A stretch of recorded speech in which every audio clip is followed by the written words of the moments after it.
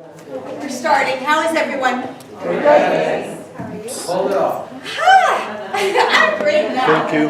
All right, so we're only 6 minutes late. Wanting everyone to sign in. You signed, right? Let me ask you Oh, no, guys you some didn't sign? questions as we get started. Who here is here for the first time? Here. And for the people who are here for the first time, keep your hands raised. Are you guys through Unity Church? So you're not here. So put your hand down if you know me some other way. If you don't know me at all, I want to see your hands. Oh my goodness. Okay, so there's a lot of brand new people here who don't know me at all. Is that correct? All right, that means I need to give you a little background. And then, so for the people especially who are new and don't know me, what I want to ask you is, I want to get an understanding of where your consciousness is at. And the reason this is important is because it has a lot to do with the content that we cover here. So of those of you who are brand new to me, how many of you are healers of some kind, working with energy healing?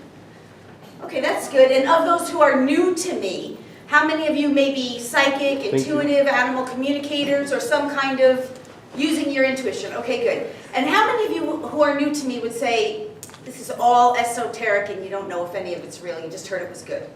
Okay, that's one or two? Okay, that's okay, because it is very, very esoteric. It is. And it's pretty out there, especially my stuff. I'm curious, who in the room, if anyone, was on my call Tuesday night for the speed activations? You were? You were? How'd you guys like it? Oh, yes. Was that off the charts? Yes. Man, I woke up the next day, I was in bliss land. All right, you guys got to get your dormant DNA activated. Okay, so thank you all for being here. Thank you so much for being here. Let me give you some background on me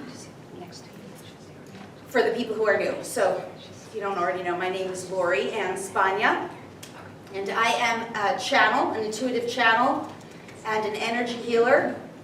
I use energy from divine source, high frequency energy for healing. And I'm an animal communicator because I love the animals and they often use me as a vehicle to speak for their messages for us. And I'm also an intuitive, a psychic intuitive.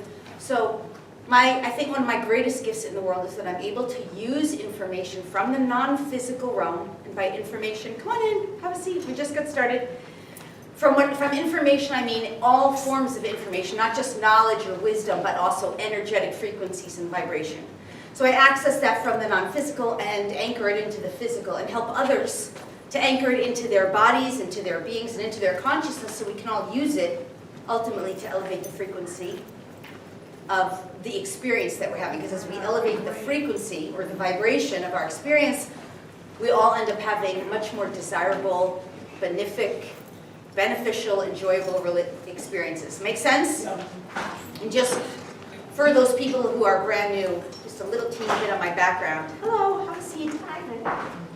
So my story, my background is that out of college, I was working, in corporate America, good slave. And who here in the room has felt like a slave? Who here in the room thinks we're on a free planet? Anyone?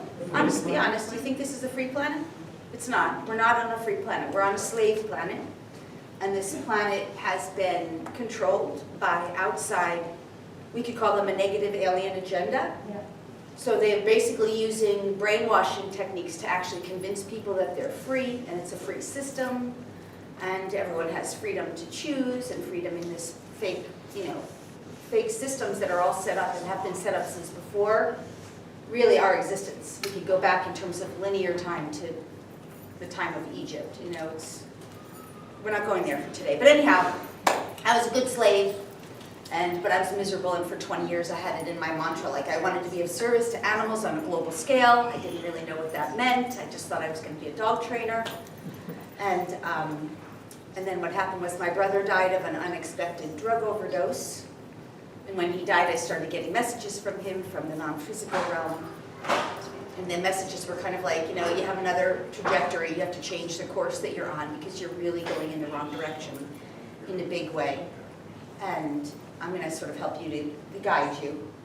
And simultaneously, not simultaneously, that led me to quit my corporate job, six-figure job, and become a dog trainer. And then I started hearing dogs talk to me all the time, constantly telling me, information. They would say, I'm going to teach you. That's what they would say over and over again. You know, learn to listen and I'll teach you. So I started getting, that's where it started. And then I ended up moving to Maui, and I had what's called an abduction experience, which you could also call an induction. In my experience, it was more of an induction experience because it was totally benevolent. It was what I now know to be my star family, which we all have a star family, we all have star family races who are benevolent, and they're helping us to wake up. And so I had this induction, this reunion with my star family on a starship. It was not in a dream state, it was a real, I was really transported onto a ship. And then through that reunion process, and then a lot of energetic changes and shifts that went on for me for 2 years while I lived in Maui. A lot of clearings, a lot of crazy stuff that I couldn't explain at that time was really what brought me into what I do now, right? That plus all kinds of healing modalities that I got involved with and activations of my own, that ultimately this is what I do. So in a nutshell, that's kind of my story. So I hope that makes sense to those of you who are new. I realize it's pretty out there. Not really. All right, that's cool. Enough for this crowd. So, all right, so let me ask you guys, how is everyone doing? Like, how's everyone, first of all, for the people who are new, are you familiar with this term ascension? For the people who are brand new? Yes. Is there anyone in the room who doesn't understand this term ascension? It's okay if you don't. All right, good. So in a nutshell, here's how I define ascension. There is an evolutionary process happening on planet Earth and throughout our entire galaxy and our entire universe.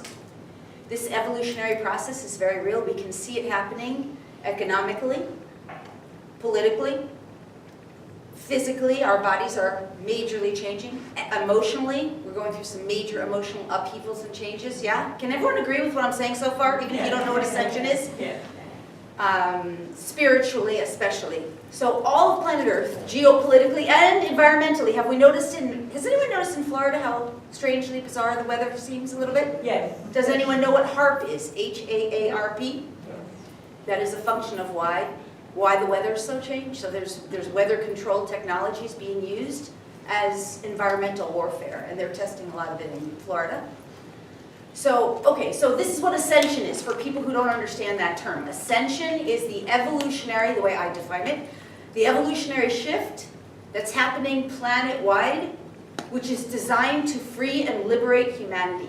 Because we've been a slave planet, unconscious, completely unconscious that this has been going on. And moreover, ascension, this evolutionary process that's going on all levels and all layers of our existence, not only is it designed to free and liberate us, it's also really to unify us, to bring us into more what we call unification, uniting us together rather than keeping us in separation from one another and separate from source and separate from our consciousness. It's a unification process where we come into a higher, clearer knowing, mind, body, emotional, spiritual, energetic, auric, like with the totality of who we are, that we're all united, that we're all aspects of one source, however we understand that source and however we relate to it. That it's within us, and it's within and around us, and everyone else. So that's how I define ascension in a matter of sentences. Even though it's that simple, it's also really complicated. But does that make sense to the people who have never heard that term before? Ascension. So there's a huge percentage of the population, really almost as much as 75% of the population, or even up to even 80 or 85 is what I'm hearing right now, of the population who has no idea this is going on. No idea whatsoever. And that's okay at this time because they're what I call third wavers. They're not waking up yet. They're holding the old systems in place as we gracefully, like waves, sort of up-level and anchor into a new system of functioning. So this old system gets held in place so that nobody goes insane and crazy, even though we kind of all are in the process. And as we're up-leveling, this old system stays in place to keep us anchored in, to not completely lose it. But as we're all ready to release it, it starts to kind of dissipate and fall apart. So that's partially why we can see this old system. Everything that we've existed and known, we can see it starting to collapse. Does that make sense? Mm-hmm. Right. So third wavers are not yet awake. They don't know this is going on. And for the most part, what we call third wavers, they're still just believing what they read in the newspaper or on the news or what they're learning in school systems, because they're still functioning entirely in that old paradigm of operating. They're not worse than us. In fact, we need them. We need them to hold that system in place, or else everyone would just go crazy, right? So we're like waves, waking up when we're ready, as we're ready, and then our waves trigger other waves, and other waves are ready to wake up in a graceful approach of this awakening process. Make sense? Okay, that said, there's this old paradigm that still exists, and there's this new paradigm that's forming, that's actually already formed. As we integrate into it and anchor into it, we're already functioning that way. And the challenge is for us to, as humans, start realizing that's an old way. I have to get disentangled from it or unattached to it or free and liberate myself from this old way of thinking, believing, behaving, feeling, acting. And now what's the new way that replaces it? And this functions on such a deeply specific level. So a really good example is something that came up in our call this past week. Tuesday night we did what's called the speed activations call. This is where I go online. We had hundreds of people around the world participating. And one of the activations that we did that night, actually one of the clearings that we did was the belief that we need to learn things. So that's such a subtle little thing, like in 3D, I call this 3D, this old paradigm. I'm not the only one who calls it that, right? It's third dimensional reality. We're functioning in that reality, and who here believes you need to learn things? You have things you have to learn. It's okay. I mean, we all believe that, right? And things go wrong, it's like we had to learn that lesson, right? Well, that's a belief system in the conscious and the unconscious. Like we just mentioned it, so it comes up into the conscious, but mostly it's stored in the unconscious because you're not thinking about it. And it actually keeps us entangled in that reality. Because if you believe you need to learn something, you're actually entangled in this reality. Partially. It might be just one little string, but there's billions and trillions of things in our conscious and our unconscious that entangle us in this reality. And over here, in this new reality, we know, we don't need to learn anything. I'm just using this as an example. We don't need to learn anything. We actually can just call it in to our consciousness from the divine, from the field of consciousness. There's nothing to learn. In fact, there's just something to come into consciousness with and then choose an experience, right? So on Tuesday's call, for example, we cleared that belief system. That's one way of disentangling, one little teeny thing that disentangles us. So another example of how we're shifting, because that's what tonight is about, right? Shifting from this reality into this reality. Another example is that in this reality, it's normal to get sick, right? We call this, from this negative alien agenda, it's called a slow kill. Slow kill programs. So a slow kill program, these are programmed into our consciousness by this, we keep calling it a negative alien agenda. It's a good way to call it, but it's an aspect of us who wanted to play in this game of 3D, this unconscious game of separation. And the slow kill programming basically make you sick over time, age you, create illness. And when you clear that slow kill program, that's wrapped into and entangled with other programs. But it's part of liberating you from that reality, and it actually eliminates your need to get sick and die over time. Does that make sense? It's one example. Doesn't mean we're going to stop dying necessarily, but it means you're no longer operating from an unconscious perspective of it just happening automatically without your conscious involvement. Make sense?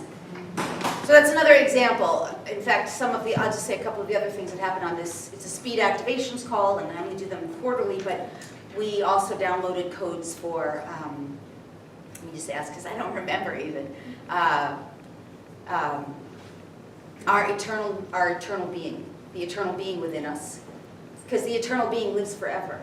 Now when you activate those programs in your unconscious, it changes the way you live.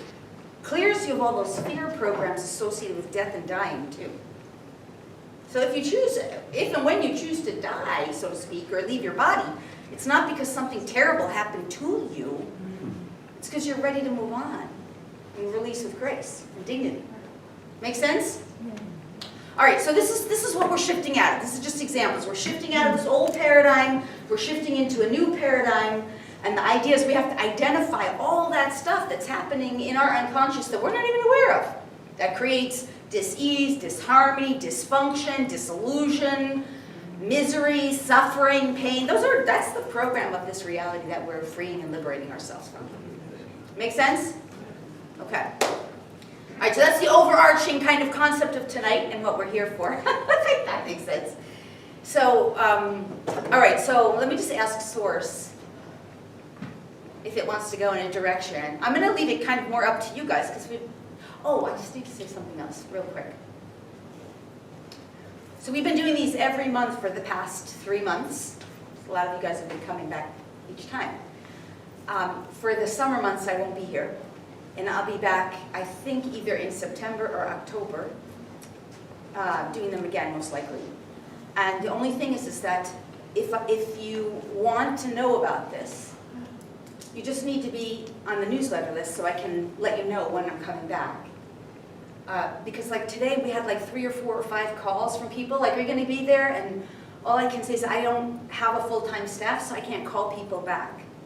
I didn't give the time to call those people back.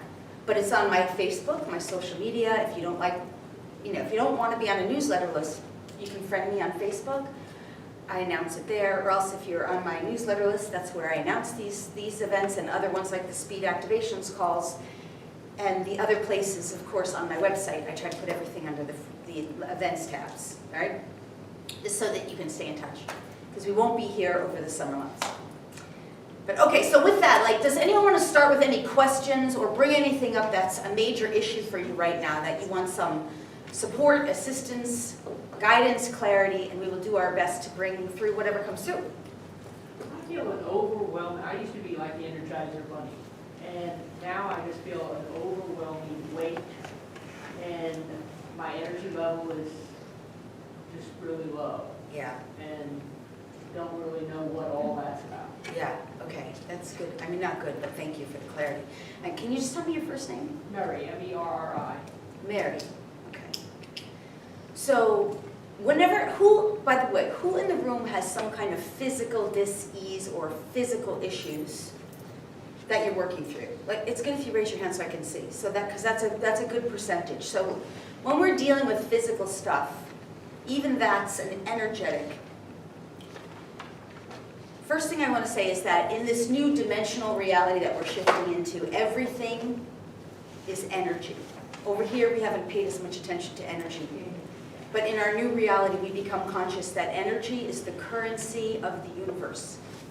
And we are becoming galactic citizens. So before we were citizens of a country, and if we were lucky, we could get along with citizens of another country, and if we're lucky, we can get along with citizens of another color or another race. That's even been hard for us, right? But now we're going to become, and we are already well on our way to becoming galactic citizens, which means we're going to have a lot of other extraterrestrial beings not too far from now walking around sharing our planet with us. Not too long, in a lifetime for sure. It's already happening. So we have to understand how energy works, because energy is the currency of the universe. Here we use like money as a form of currency, but actually in this reality where we're shifting, actually there are entities in the non-physical world, and there are extraterrestrials who have physicality, like we do, who actually feed off energy. And actually, in this reality, they make themselves unknown to us. We don't even know they exist. We don't even believe. But they do feed off energy. So this heaviness that you're feeling is an aspect of your consciousness that's becoming aware of energy, which is a good thing. Just that it doesn't feel so good right now, because you haven't navigated your way fully through it. But that's okay. It's part of the awakening, right? So it's just wonderful already, even that you're aware. I'm aware of this energy. It feels really heavy. It's overwhelming. Okay, good, because you're freeing and liberating yourself from the density of this reality. This reality is very dense. It's very heavy. And even though you used to have, you identify in your mind, you used to have more energy, and you might say, well, it's because I was younger, or maybe I didn't eat as much, or whatever, but it's also because you yourself are becoming a lighter being. You're enlightening yourself, and through your experience of becoming more conscious, you're now aware of all that heaviness that you're leaving behind. So that's part of it. Make sense? Right, yeah. Okay, but the question still is, how do I navigate my way through? So stay with me. I never have short answers. I'll say it. Okay. So the other thing is, whenever we're dealing with something on a physical level, like a physical dis-ease of some kind, understand there's multiple layers of whatever it is that's going on. And this is why in the third dimensional reality, when we go to a doctor and the doctor either cuts it out or gives some kind of pill, that's typically the two solutions they offer, it's not really solved at all. Because if you haven't addressed it on all the layers and all levels, it won't be solved. So cutting it out and placating it with a pill never is the solution. So when you have something going on, you have to address it, yes, physically. There has to be some physical change. There also has to be an emotional change, which is the next level of density, right? Physical, emotions are heavier. Then we have to address it also intellectually or mentally, right? Which is the next layer. Then we have to address it energetically, because the energy itself has a vibration, a frequency to it. And then we have to address it even beyond that, which is still a form of energy, but it's on a light level. Now let's just divert here. If you think about an X-ray, what's an X-ray? Picture. It's a picture of light. Light and dark, right? So they're still working with that here, just light and dark. So you still have to address it on the light level, which is auric, the light body level. And then there's the spiritual level, which goes into many other levels that we're not ready for in this time in our consciousness, but it's nonetheless. So, and the point of addressing it on the spiritual level is, when you address it at that level, there's a domino effect. All the other levels start to change. That's why we're in this room. So, energetically, spiritually, and aurically, those top layers, that's for the most part what we do in the clearing and the healing, right? And that's where the real fundamental change happens. So just be aware of that as an aspect, because when we get to the third part of tonight, I didn't say this before, we do it in 3 sections, right? There's the talk section, there's the Q&A section, then we take a break, and then there's the meditation where we do the healing. So we'll address that there too. Whatever comes up, whatever's meant to come up will be addressed. That's the second part. And the third part is, I want to say this. Since we're living in a universe of currency, which the currency is energy, a lot of times what we don't realize is when we're feeling heavy, there's something energetically feeding off of us, and we don't even know. And we can identify those things as either entities, we could sometimes identify them as demonics. Demonics are things that, when they're affecting us, we'll hear things like, maybe I should just kill myself, or maybe I should just drive this car off the bridge. That's what people are, they're being affected by demonics when they're suicidal, or when they're indulging in addiction behaviors, addiction patterns. That's typically demonics are influencing them. So the reason I say this, since you're bringing up that you're feeling heavy, you also want to ask, what energy or entity is influencing me now in a non-beneficial way? Just by asking that question, and then getting quiet, and then using your free will. This is something everyone can do. You command, in your mind, I command any and all energies and or demonics and or entities, which are non-beneficial to me, to leave me now. Leave me now. Now, in a room like this, you don't necessarily want to say it because it could just float around, right? But we take it all away. You can send it to the light. I send it. I command it be sent to Creator's love and light. You can call Creator God. You can call it any name you want.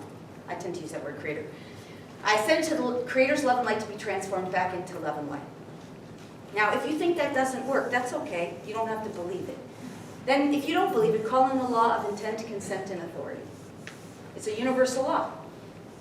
It's also known as the law of free will. Who believes in the law of free will? It actually is a universal law. It actually does govern this universe. It governs all of our universal reality. It's a universal law. Whether we know it's true or not, it's real. So if you think you're asking for something and you don't really believe if it's working, just invoke the law. universal law, hear me now, and on my behalf, I command this. Because now the law is going to step in your favor and clear any entity or demonic that might be siphoning energy from you. Does it make sense? Yeah. So in 3D, that's just a lot of craziness. People don't believe it. But you see, in 3D, they think it's normal to get sick and get ill and suffer and be broke. I'm saying that's not normal. But I'm offering some of these kind of esoteric types of tools, which seem a little crazy, but actually when you start using them, you can be amazed how effective they are. Okay, awesome. I know there's more there, but I'll just say one other thing. On a physical level, the food that we're eating and the water that we're drinking is mostly not sustaining life in the physical body. So if you're having energy stuff on a physical level, without question, if you don't already drink really purified water, free from fluoride, free from chemicals, that's so important. Also on a physical level, if you're not taking liquid chlorella or chlorophyll and spirulina, those are things that must be supplemented in the body. Those are the basic food of life, spirulina and chlorella. Everybody should be taking them, and by the way, so should your dogs and cats. Okay? And you can get it liquid in a dropper full in a glass of water and drink it every day. So it will give you energy, you will be amazed. Okay? And then for detoxification also, what you could do, as long as you're not on a lot of medical pharmaceutical drugs, because this will detoxify that from your body, at the end of every evening, when you're not eating anymore, 2 capsules of charcoal. You can get those like at the vitamin store, and you drink it down with a full glass of water. In the morning, you will have a very nice elimination. That's a great natural detoxification, right? Again, if you're on pharmaceutical drugs, it's going to detoxify them from your body, and that means they might not be as effective. So you just have to be aware of how, you have to be self-aware. Anyway, I hope that's helpful, because when we get drained of energy, that's another factor. Awesome. Okay. What other questions, comments? My beloved husband of 34 years passed away last summer, and I want to know if we're meant to be communicating across the veil. And I want to know if you talked about doing it with animals, you do it with people too? Or... Yeah. Oh my God. First, I'm sorry. I send you I'm sincerely compassionate, because it doesn't matter how much we know that life is eternal and the consciousness of that individuated being continues. Our grief, our loss is real. And so I'm sorry for that loss and that grief. And to answer your question, let me say, yes, it's really true that, to me, what we have here in this reality is we have believers and non-believers. We have a lot of skeptics who sort of think that they're being intelligent because they're being skeptical, but really they're brainwashed. They don't know that skepticism is a form of brainwashing. And then you have believers and you have non-believers. For me, I'm not in any of those camps. I'm in the camp of knowers. And no one can take away my knowing. Animals and people never die. We drop the physical body, we leave the third dimensional reality upon crossing, releasing the physical form in the physical reality. The consciousness and the soul moves into what we call the fourth dimensional reality, which is a huge range of non-physicality, where all kinds of things exist in this range, that everything's non-physical. That includes thoughts. I mean, imagine like being non-physical and bumping into a thought. It's just an energy form. And then, emotions hang out in there, and all kinds of lights and other kinds of non-physical things like entities traverse there, and angels traverse there, and yes, us when we cross over. It's kind of like Grand Central Station. We don't really hang out there. I mean, you can kind of hang out there, but you're going somewhere else. Mm-hmm. And the idea to navigate through 4D is to find your way to the light. But what I have learned from people and animals who've crossed over, from connecting with them in the non-physical, is that they tend to stick around, earning their wings, so to speak. That's a terminology we could identify. We can understand what that means. Not that they're physically earning their wings, but they help us in the third dimensional reality, which helps elevate them through service. Mm-hmm. So they're connected to their soul family groups, which you and your husband, same soul family group. By the way, you guys might think this is kind of funny, but we're all in a similar oversoul family group, which I can explain that better too, if you want to know. But they stick around for at least like what we would identify as 7 to 10 years of linear time, at least, hanging around their closest family and loved ones to assist. So can you talk to him? Yes, absolutely, from everything I know. And are you encouraged to? Yes, absolutely. And the challenge, though, is finding the unique dialogue that you know is real, so that you're not in a state of doubt or disbelief. That's the challenge, because your husband is in the non-physical realm, trying to communicate with you without physicality. That's part of his role, to help enlighten and awaken you. That's why he's crossed over in a way, still available. And through this process of your connecting, he's going to expand your consciousness, because you're going to be searching for ways to connect and looking for validation that's real. That's going to elevate your frequency, and through that process, it's going to be elevating his too. Does this make sense? Mm-hmm. So that's the beautiful thing, is your relationship gets to continue. That's what I would recommend as somebody who's, done that, is find symbols that are unique and significant for you, that are not necessarily everywhere, Mm-hmm. and then ask to be shown them, only if it's him. Use that, only if it's really him, show it to me. Him showing it. So like I did that stuff with my brother when he crossed over initially. At first, when I didn't really know in the early stages, I'd see these like Grateful Dead signs everywhere. He was a Grateful Dead fan. And then I'd see Bob Marley signs everywhere. And I'd start to be like, is that Jeff? Like, that's so weird that's coming in everything. I'd see like pot leaves everywhere. It was like a pothead, And then I'd start to ask for validation of things. And one day I remember coming into the living room of the house where I lived in Los Angeles, and this book called The Ghosts of Key West sticking out of the bookshelf. Like, that was weird to me, because like they're all lined up perfectly, that one. And that was the last thing we did together when he was alive, Key West. And then the CD, a couple of days later, I was like, that's a little crazy. That's crazy. If I'm not crazy, can you do it even more? And then I got this CD that he gave me from a band called No Doubt on the floor. That was weird. I mean, it was weird, Now it's not so weird to me. Then I'll never forget the final kicker. I mean, there was lots of them. I kept asking for validation over and over and over again. But the final kicker I remember was his dog's name was Herkimer. I had never heard of a Herkimer diamond at that point. And I was like, all right, that's going to be a hard one to show me. Show me Herkimer. And one day I'm like walking down the street, and I'm planning to move to Maui. This is very early. I'm looking at the ground as I walk, and I hear, look up. And I'm like, look up? Look up, I hear 3 times. Okay, I look up, and there is Herkimer Diner in front of me. And that was it. I was done. But there were just so many. So you can do that. And everybody in the room can do that. Yeah. The one thing I will say with the non-physical realm is they don't, even our loved ones, they're not looking to be tested. They're already at a frequency, they don't need to prove anything to you. They're looking to have a relationship with you that transcends the limitations of your current state of reality and helps them to be of service so they can transcend their current state of reality, elevating them in consciousness. So it's not like, oh, make the chandelier drop. That just doesn't cut it. And not only that, they don't have that ability typically to influence a lot of that kind of physical stuff very easily. So they don't have that kind of power to influence physical stuff in that way. But anyhow, okay? Helpful?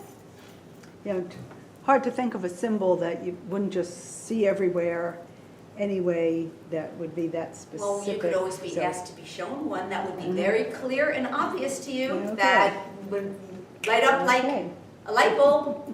That would make sense, because I already hear there's plenty. She's just not thinking of them at this moment, because she's letting her left brain get in the way. All right, I hope that's helpful. Thanks. Anyone else want to ask anything, bring anything up? You guys are so quiet. I didn't do as much. I'm going to go here first, Harmon, and then I'll go to you. Yes? What do you do when you're in a situation where someone is trying to destroy your reputation? Okay, good, this is really good. Not that that's good, but this is a really good question. So who here in the room has never felt an experience where someone outside of you is doing something harmful or detrimental to you? Anyone not ever had that? Okay, we've all had that. Yeah. I'm sorry, we've all had that with a person in our outer reality who is deliberately, hello, doing something that is seemingly harmful or detrimental, and they may be even doing it on purpose. And they may be doing it secret or covert, kind of hidden, especially like in the workforce. We call that office politics. Yeah, can we all relate to some experience like this? Okay, good. This is what the ultimate solution is. Number one, you must recognize that that person is a function of your unconscious mind. It's really true. Because the moment we make them someone separate from us in duality, we're hanging out in the world of 3D and separation. So if there's someone outside of you and it's them, and we go into that person, that person, that person, we're playing in the game of what I call outside in living. That person's outside of me, now I'm in separation, right? And that will perpetuate that experience and actually will exacerbate it. It'll make it worse. And even if it goes away, that person, you'll get another one the next week or the next month because you'll play it out again with someone else until you resolve it. So the first thing is to recognize there is no one out there. In 5D, you understand everything here is part of universal oneness. There's no one outside of you. That's not somehow a creation of who you are. Make sense? That's the first. Second is, you want to ask within yourself, what is it within me that is doing that to myself? How do I do that to myself? Now this requires a very in-depth exploration. We have to be honest with ourselves because we don't, you see, in this land over here, I call this la-la land. Nobody wants to be honest. Everybody wants to be in a stage of denial, victimhood, blame, someone else did something. I didn't create my cancer, I'm a victim. I didn't create my disease. I didn't do that to my mother-in-law, my brother-in-law. Like, I didn't do that.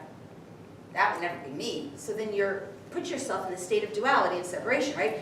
So you have to look within. This is the second part where you're like, how did I create this? You created it because some way you've done it to yourself. So where are you doing it to yourself? In your own mind. This requires you to become more conscious. You're exploring. Did I create that myself? How did I create that? Where have I done? Where is the voice in me? Done this. Now, let me give you a little hint here. The voice in you, the voice in all of us, is a program. Just like a recorded tape. It just goes around and around, and it plays over and over again until we free and liberate ourselves from those old toxic thoughts and programs and patterns of thinking. So once you can identify, like, oh, I see how I've said that to myself. If you really can't find it in your own self, you will be able to if you really search. But it's very likely linked to another lifetime. Right? Now, what is another lifetime? What's past lifetimes? Who knows? What are past lifetimes? Yes. Yeah. Is that you? That's because you've been listening to me, right? Thank you. That makes me happy. So, past lifetimes are nothing but parallel realities that exist in another dimension of time and space, where you, as a unique soul, existed in that reality and had a similar experience. And you carried that pattern, that program, with you in your consciousness as a soul into this reality. And that person is playing that role to help you clear the pattern. I don't get that. Okay, that's awesome. So you're already with me on all that. Now, but for everybody else, right? So, now once you identify that, here's the next most important step.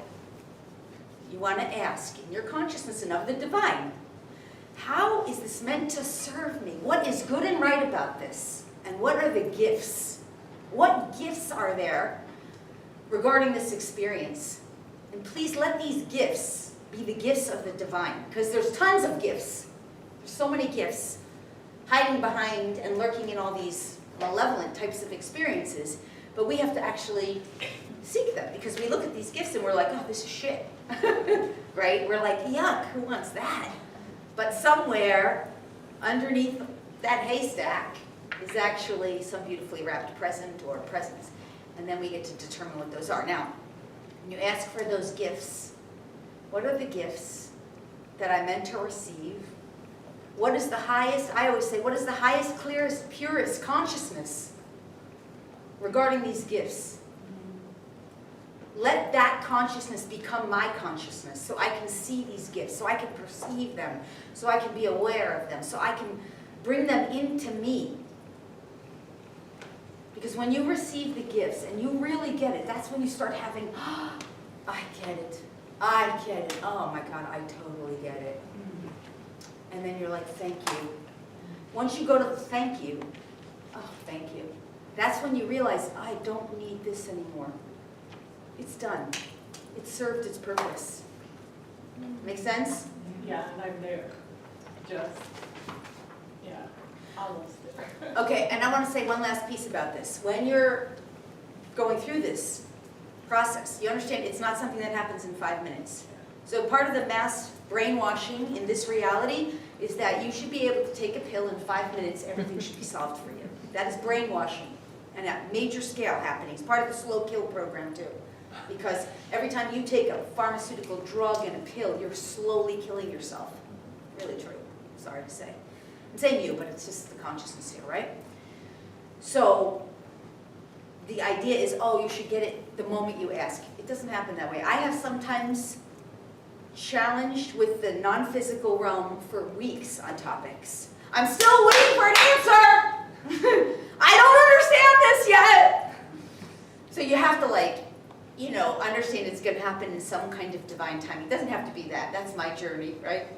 That's not everybody's. That's because of the role that I play as in the work that I do. But you ask, you breathe, and you trust it's going to come to your consciousness. It's going to somehow come from within you and around you.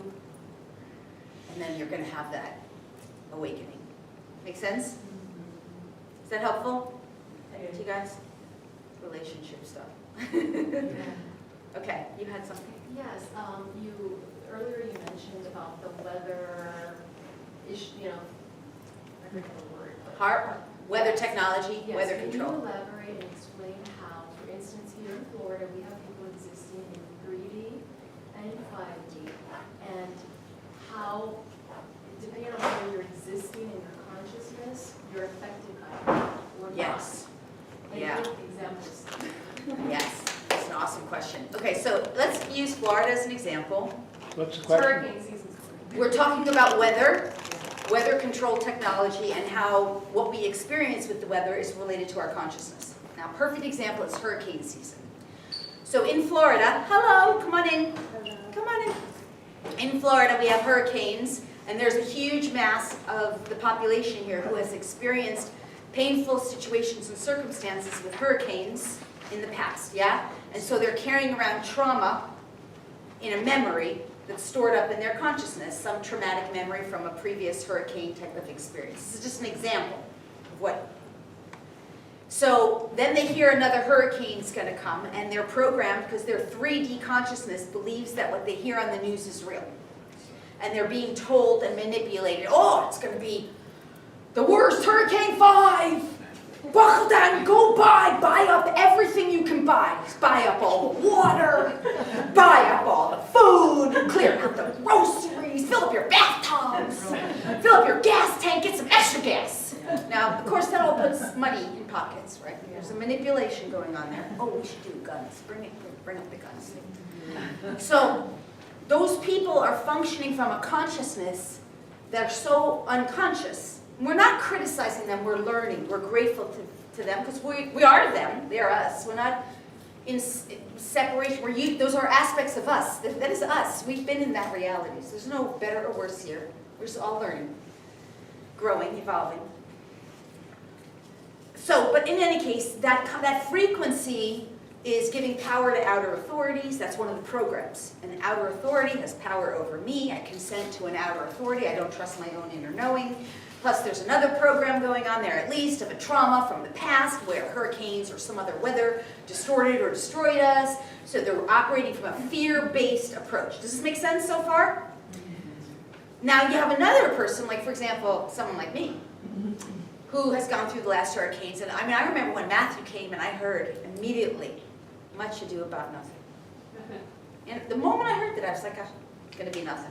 And sure enough, as far as I know, Matthew was nothing. In my experience, Matthew was nothing. But I also know names, so I know Matthews are not intensely powerful people in and of themselves until, anyway, okay. Not to say that about Matthews. Okay, I should maybe get a little off track. So anyway, the point is, okay. Now, why is it that in a hurricane, one person could have a total blackout in their house and another person's like, oh, power's on? Why? Underground wire. No, because this frequency here is I'm out of power. I have no power. This frequency here is I have no power. That's third dimensional frequency. I have no real power. I'm powerless. I can't change the world. I can't make a difference. I certainly don't have any power over the blackout I might experience. So that's based on their level of frequency, their consciousness. They might have a blackout because that's what's residing in their consciousness. I'm powerless. I'm wiped out. I'm drained. I'm exhausted. Can you see that? But over here, someone who's conscious who's like, I'm in my power. I'm not going to have a blackout. I'm totally cool. All my power's fine.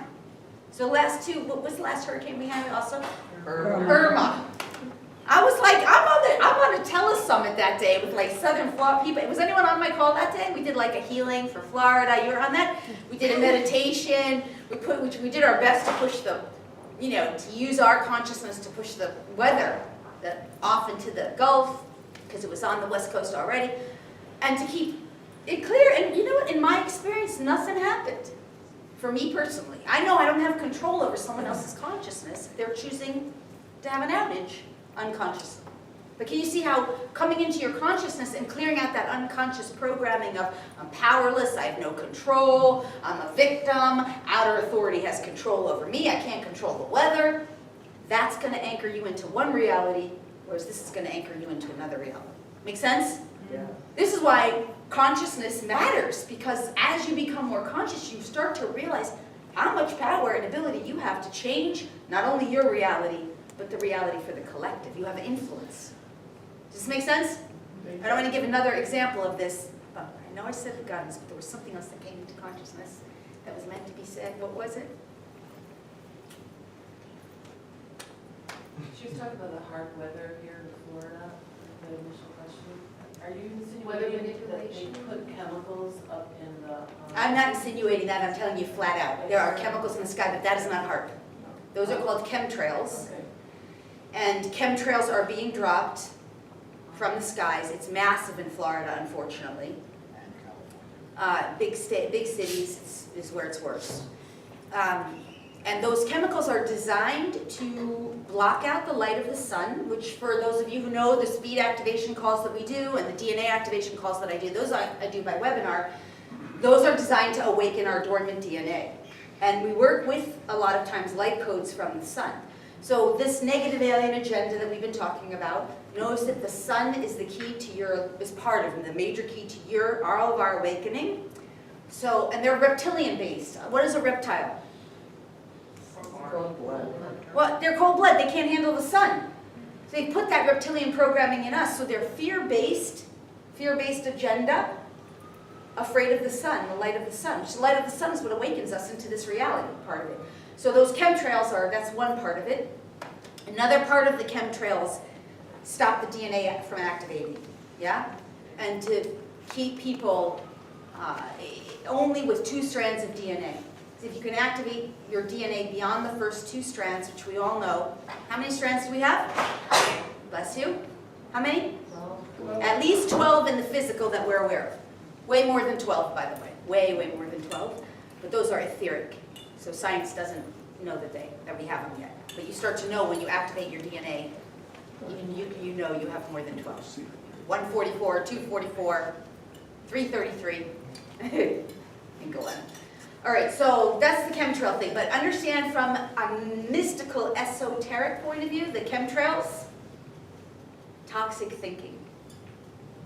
So they're representing toxic thinking. Now, if you live in your own holographic reality, which you do, we all live in what's our own holographic reality. It's a creation of our consciousness based on light, sound, vibration, energy, frequency. Based on your consciousness, you're going to get a projection of what's going on in your reality. So if chemtrails are showing up in your reality, that means there's been some toxic thinking around you or from within you on some level. Maybe it's just your collective, maybe it's the group you're hanging out with, but typically you can root it back into you because you're the creator of your reality. Does this make sense? Okay, that's the chemtrails. So I'm not insinuating, I'm saying it's absolutely true. The other thing I'm not insinuating, I'm saying is absolutely true, is that there's something called HAARP, H-A-A-R-P. I think it's, sorry, H-A-R-P? AA. 2 A's? Yeah. Yeah, that's right. Weather control technology. That is being used by the United States government and other governments around the world to manipulate the weather. So the area around Florida is really famous for the Bermuda Triangle and the sunken city of Atlantis. There's a major vortex of energy here. Do you know what a vortex is, everybody? Yeah. So if you don't know what a vortex is, it's a cycling kind of energy that actually can, I'm asking for the right words from source. It can transport you potentially into other dimensional realities. And the government actually wants to use this area of southern Florida to study that.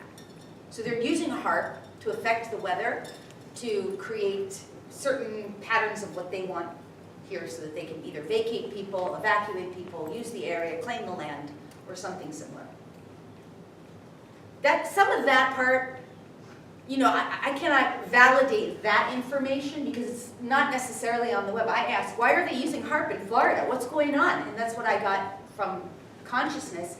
That's part of how I use the psychic gifts that I have, to have higher information that's not available to us in the mainstream, that nobody really knows. Because that's what I'm interested in.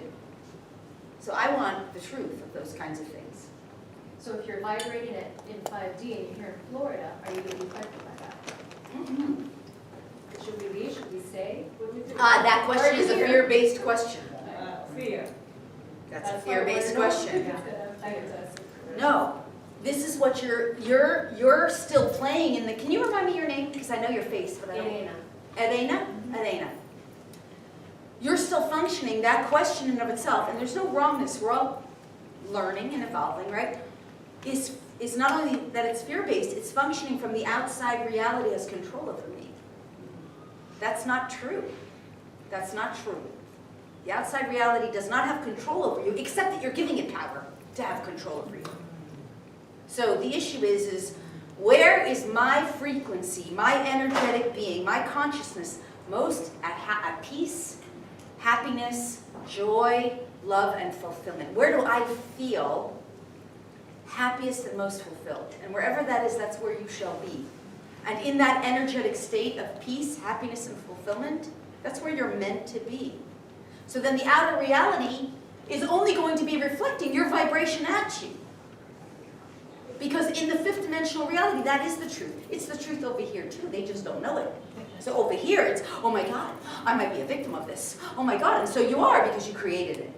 Over here, you're anchored into love and peace and joy and consciousness, and you're recognizing that the outer reality is a vibrational reflection of how you feel internally, and you're walking around like, I love Florida. I love swimming every day. I say it all the time, I love swimming. I love walking on the beach. I love that I can walk my dog on the beach every day. I love that I get so much outdoor time and it's sunshine. I'm in love, I'm in peace, I'm in joy. When I'm not like that, I'm like, I gotta get out of here, I need vacation. But I'm where I'm supposed to be right now. And so when you know you're where you're supposed to be, that outer reality is going to bend, conform, and mold for you. Because that's the whole point. It's all based on vibrational energy. So someone else is having a parallel experience based on their frequency, but you're not interacting because you're at 99.7 FM and they're at 60.40 AM.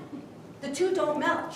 Even though you're cohabitating, they live down the street and they're shopping in the same Publix. Make sense?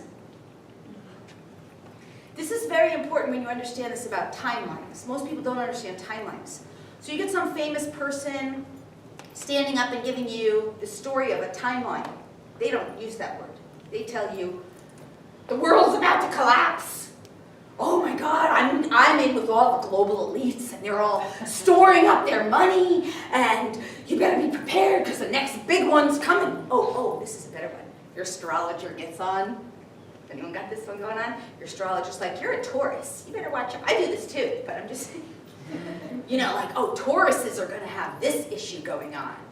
You better be careful about this issue. Or the economy's going to do this, right? So what's happening is they're offering you a frequency of information, and you hear that.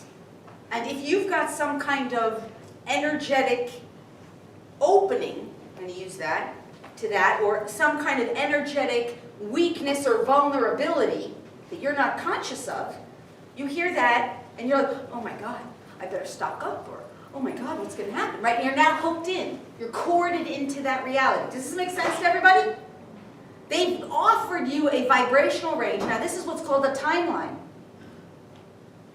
Because if you choose to, you can participate in that reality. This is so important. Let's talk about time. This is so, so important. That brings me back to the rifles thing. We got there. This is so, so important. In here, we've believed that we're functioning from linear time.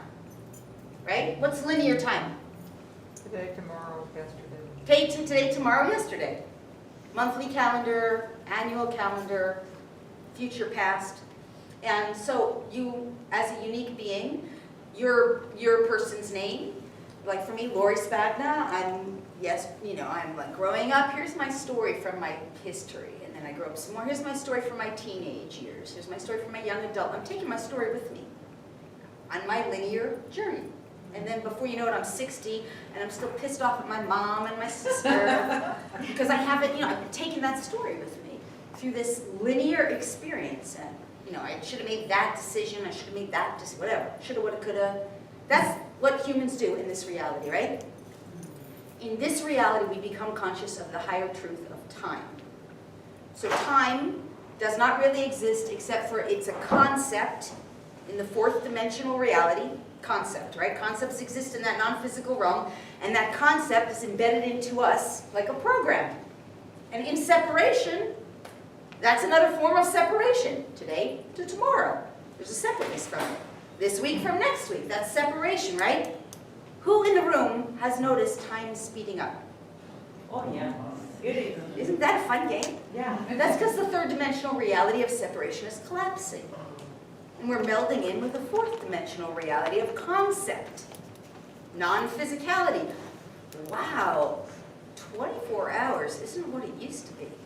Now over here, what's the excuse?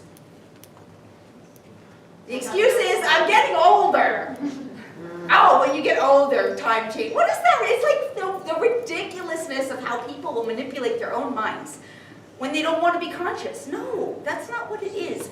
We are no longer existing in a third dimensional reality. The constructs of that reality based in separation, including time and space, are dropping away. We're becoming conscious in the fourth dimension that we are now overlapping with. Is there a person in this room who has not somehow connected with an angel in their life? Anyone who has not? It's okay. An angel? An angel or a benevolent being from the non-physical realm. What? Angel? I don't know. No, if you have not, you have never have, no concept of it. Okay, for those three people, I'm going to come back to you. But for everyone else in the room, or for everyone else in the room, you've had some kind of a connection with some kind of angel or ascended master. That's because you're in a fourth dimensional realm. Yeah. You're in 4D, that's where they hang out. I mean, they don't live here, but they hang out here. They come and traverse it. That's why time is speeding up. Okay, let me get back to my point. So time is basically a construct of our mind, a program that operates unconsciously. As we come into fourth dimensional alignment, we realize time's speeding up because there is no time. You're just functioning now, now, now, now. And to the extent that you bring your linear story with you, which you do, because a lot of that's programmed into your unconscious, our unconscious, you're still the same person today, tomorrow, next day. You're still playing with that game, but the time, the linearity of the concept of it is different. You have the story. Now in 5D, as we start to anchor here more, what we realize is every now moment is an entirely new moment of our creation. Every now moment. Now, keep that information. Let's go back to this point. If someone's telling you that the world's going to end in a handbasket, they're giving you their snapshot of the timeline that they're on, their story of what they believe is true. And they may be an authority figure. They may have connections with extraterrestrials. They may be in secret space programs. They may be part of the rich and famous. They may be affiliated with global elites, and that's their story. And if you believe that they have power or truth, you will believe it. You could believe it. You could choose to believe it. And if you engage in that timeline, you can have it. But in reality, it's just another timeline based on energetic vibration. Therefore, if you are conscious enough, you, all of us, you can say, yeah, I don't think I want to experience that. Just not vibing with it. Yeah. Now, this is why it's so important to clean your energy field. Because if you're not cleaned up of your own energy, those kinds of things are hooks and cords and attachments, and they wrestle with you and they pull you in, and then you struggle. Is it true? Is it true? Is it real? Is it real? Should I do this or that? And it's the drama of entanglement. Make sense? But it's just a timeline. It's not an absolute. There's only one absolute timeline that I know of, and I have asked about this over and over again. One universal timeline that's absolute. Does anyone know what it is? Ascension. Ascension! And whoever said that, was that you? Oh, good. Okay, good. Because I love when someone who's in my classes and does my stuff knows this stuff. So, okay, it wouldn't always be called ascension. It's an evolutionary timeline for humanity. But ascension in and of itself is only a brief point of the evolutionary timeline. You go through a period where we ascend, and then you kind of have to resurrect yourself after that. You're like, wow, I'm really, like I said, now how am I going to function in this reality now that I'm a 5 deer? That's kind of part of an ascension timeline, but it's a different phase. It's like, there's all different phases of this evolutionary timeline. So we could use the word ascension, but it's a universal timeline. Everybody on planet Earth gets to engage in it. Not everybody is. Some people are choosing to stay unconscious, and they may finish out their lifetime and not become conscious in this life, and then they may reincarnate at some point in future time, some future now moment, or they may go to some other planetary body, or they get to ascend in another way, or have some other experience. So not everybody's going to awaken in this lifetime, but the bulk of humanity is. This is going to happen with the next 80 to 100 years. Humanity is going to be so dramatically transformed. That's our generation, more or less. Make sense? Okay, I still want to come back to the guns, and I still want to come back to the people who haven't seen the non-physical. Come on. I was curious that as you're shifting from 3D over into 5D, and the structure of your life has completely collapsed, like everything that you knew and was comfortable with over here has now completely collapsed, right? And you're moving into this. How can you best function trying to rebuild and like stay over in this Yeah. area? The best thing that you can do, there's a lot of best things, absolutely correct. But one of the first best things you can do is to start asking questions. In this reality, you don't ask questions. We don't ask questions. We just believe what we're told. Go see your doctor, trust the lawyer, let the lawyer handle it. The bankers know what they're doing. That's the way it is. That's the way it is. That's the way it is. That's the way it is. So you're not taught in this reality to ask questions. You have to ask questions to the non-physical reality. It will engage with you. Now, the challenge of asking with the non-physical is that you have to learn how to interpret the non-physical. But that's the reality we're moving into. So your first thing is to learn to ask questions. Now, the way you start asking questions is you can ask, what would be possible for me that would be much better than this? What would be possible for me that would be more enjoyable than this? What would be possible for me that would make me happier and more fulfilled than this? Because you don't really know what's possible when everything's collapsing. You're like, fuck, everything's collapsing. This really sucks, man. I don't know what to do. But the moment you start asking, what else could be possible that I would be happier with or more fulfilled with? What people could come into my life that would uplift me or elevate me or inspire me? Or how could I inspire others? That's another thing, is how to be of service. This reality is based on self-service. You can see that's collapsing in a huge way, right? Self-service to self really has collapsed. And those who are still perpetuating the game of service to self, they're falling pretty quick. Other than the fact that most of them have done a very good job of masking them, like hiding that that's who they are. But nonetheless, this new reality that we're in is about service to one another. And that also includes with harm to none. So that doesn't mean to your detriment. It just means, how do I serve in a way that feels good and right? When you start asking that question, that's going to change a lot for you, because you're going to realize that at the core of your being, your joy, your happiness, your health, it's fed through the activity of being of service. That's what these beings, by the way, in the non-physical realm know. They've crossed over, they don't have a body. They're still hanging out in a dense realm of 4D a lot of times. They want to get up to 5D and beyond, fifth dimension and beyond. So they're like, oh, if I can serve my human, their happiness, their joy, the way I help them is going to elevate me into higher realms. So being of service is huge. Not to your detriment. Yeah, because I felt like I was in tremendous service over here and became very drained. Right, well then you were being of service to your detriment, Yeah, which is very typical. I mean, I've had that happen too. yeah. So that's part of learning, because over here we don't do anything to our detriment. Right. We won't harm ourselves for we're unplugging from that reality. Make sense? Yeah, absolutely. Okay, so asking questions, asking how you could be of service, and then really being of service in a sincere way. Some of the other things is nature. There's just no ifs, ands, or buts. Nature is the most important healer. Mother Nature, the earth. And we're going to see now how incredibly, massively important it is for us to start respecting and honoring Mother Earth. Especially now that the planet Uranus has, this is a planetary experience, right? We share the planetary bodies. So the planet Uranus, which is freedom, liberation, breaking free, has just moved into Taurus. Taurus, that as a house in astrology represents earth, physical things, the physical body. It also represents very often money, monetary exchange, various degrees of currency. It can also represent cows, farm animals, livestock.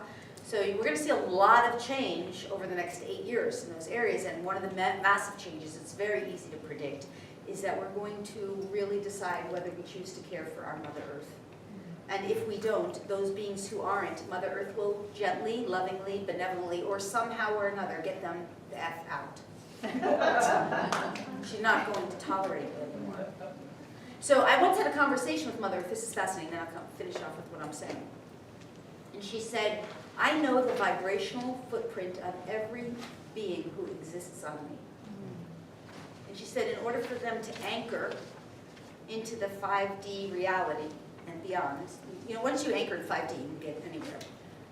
She said, you have to be a vibrational match with my resonance.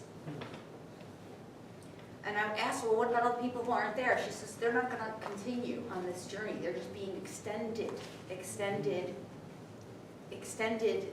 kindness, patience, generosity. But this will not continue into the future. So being a vibrational match, by the way, this is called, let me just grab the name. Thank you. The Schumann's resonance. Anyone heard of this terminology? So the Schumann's resonance is actually a real scientific name. Scientist known as Winfried Schumann. I think that's the right name. Anyway, he measured the vibrational resonance of the Earth. The vibrational energetic of the Earth was measurable.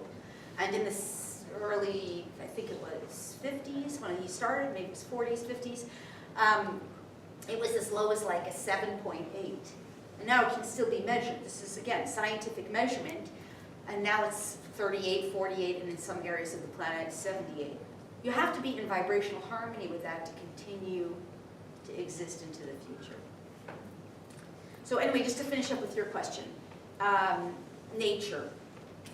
Another thing is to really understand that it's all energetic and programming. So if there's a program in your unconscious operating and being a prevailing program, I'm worthless, I'm useless, but you might not hear it that way. You might hear like, nothing I do is right, I can't get out of this, I'm stuck in this, I'm trapped, nothing's changing, I'm spinning. You know, it might play out a little different, but it's the thoughts going on in your mind over and over again. You're in what's called a looping program. Looping programs are really like torture because you keep having the same thoughts over and over again, over and over again. And you're doing all kinds of things, but you haven't cleared the looping program. So it's hooked in and the program keeps operating. Does this make sense? The program has to be cleared. Most humans don't understand this. We don't understand this because we don't realize there's these programs going on in our unconscious. We haven't given any credibility to our unconscious, how powerful it is. We're just starting to wake up to that. So you need to clear those programs, and that's the point of doing what we're doing tonight, like the last hour of this night when we do the healing part. It's about clearing that kind of stuff. And the biggest thing I found is that if we don't know that that's going on, we can't clear it because the law of free will prevent us or another person from clearing it with you because your free will is required. So let's take another 3D person who's just watching the news and hearing, go to your doctor, trust your doctor, go take this pill, this is going to solve your problems. And that's what they believe. And they're tuned into that vibrational frequency, which, by the way, feels like this. Right. The average person's walking around this. I was shopping in a store the other day, and I was like having the nicest conversation with this woman. She's not in here, is she? No. Okay, because I invited her. I didn't think she was going to come, but anyhow. And I was so enjoying her, and then someone else came into the store who was like the owner, and the entire energy switched in the store. Suddenly I was like, oh, I feel it, Everything nice stopped. I couldn't wait to get out of the store. That's what this consciousness is operating on, but it's their normal way. It's like why they can't relax. It's why they can't meditate. It's why they can't stop plugging into their computer because it's stimulating them. It's offering them the frequency, the vibrational resonance that they're vibrating at. You understand? And over here, the vibration becomes like, okay, I'm just in flow. Like it's okay, everything's fine. And yeah, I feel a little stressed, so I'm going to go sit out in nature right now. And I'm going to do some really self-grounding, self-care, self-love. That's what this is all asking for you. Is your name Helen? Karen. Karen, I'm sorry. But that is what this is asking you. This is what you're going through right now. It's asking you to become vibrationally harmonious with self-love and self-care. Yes. And I would be willing to bet your numerology has a 6 in your life path, or a significant 6 if I were to do your numbers, which I'm not going to do right now because it takes me 5 minutes to add. I'm slower at it than I am knowing the number. But anyway, that's what's going on. You're learning to self-care. And because in this reality, we don't take care. But we have to learn how to drop all that. And it actually requires you to sit through that part of you that goes, I can't meditate, I can't sit still, I can't be quiet, I gotta go get my phone. And you have to like self-discipline, which by the way, what does the word disciple mean? You have to self-discipline and say, no, I'm gonna breathe through this. I'm gonna refuse to get up. I'm gonna calm myself through this self-love, breathing, bringing peace into my body. Make sense? Okay, I hope that's helpful. I know there's more there, but I could go on forever. So, all right, I'm gonna get this person, gentleman, back. Hi. So, talking about this, how do I help someone that doesn't feel like they need to be helped? They're in the 3D. They're all about their doctor. They're all about medication. How do I help somebody shift? It's the hardest question of all. And the answer is you can't. It's not really true that you can't, but for as long as you want to help them, you can't. As long as you're trying to help them, you can't. Here's why. Okay. First of all, the first lesson of really helping is the law of free will. So that person has every right to be sick. That person has every right to suffer. That person has every right to remain unconscious. And for as long as you're trying to put your will on theirs, you will actually be prevented from helping them. They'll resist you, they'll argue with you, they'll fight you, they'll debate you, they'll tune you out, they'll shut you out, you'll have vibrational problems with them. You understand? It's actually the law standing up for them. The law of intent, consent, and authority, the law of free will, saying get out of their space. Because you don't have the right to impose your will on them. That said, if you go back to what was said over here and you recognize that they're a figment of your unconscious, they really are. So on some level, the universe is asking you to reconcile that part of you that wants to help people who just don't want to be helped. And to start to accept, because one of the primary energetics that anchors you into 5D, you must have, is acceptance of all that is. You have to accept it. You can't be in debate or making it wrong. This has been one of the most challenging things for me in my life, because I live in a family of people who really are well anchored into 5D. I understand why I was put in that family. It was a way to kind of keep me as a starseed. It was like, had to be hidden, because, a little diversion on this. In the 60s, most of the starseeds were very famous. Lightworkers were really famous, and they were all killed. John Lennon, JFK, MLK, others, Gandhi. So the Beatles, John Lennon, I said him already. Anyway, the point is then it was like, oh, we're going to have to put new star beings on the earth, but this time we're going to kind of hide them until they're really in their power, until they can really have learned everything that they were integrated, whatever it is.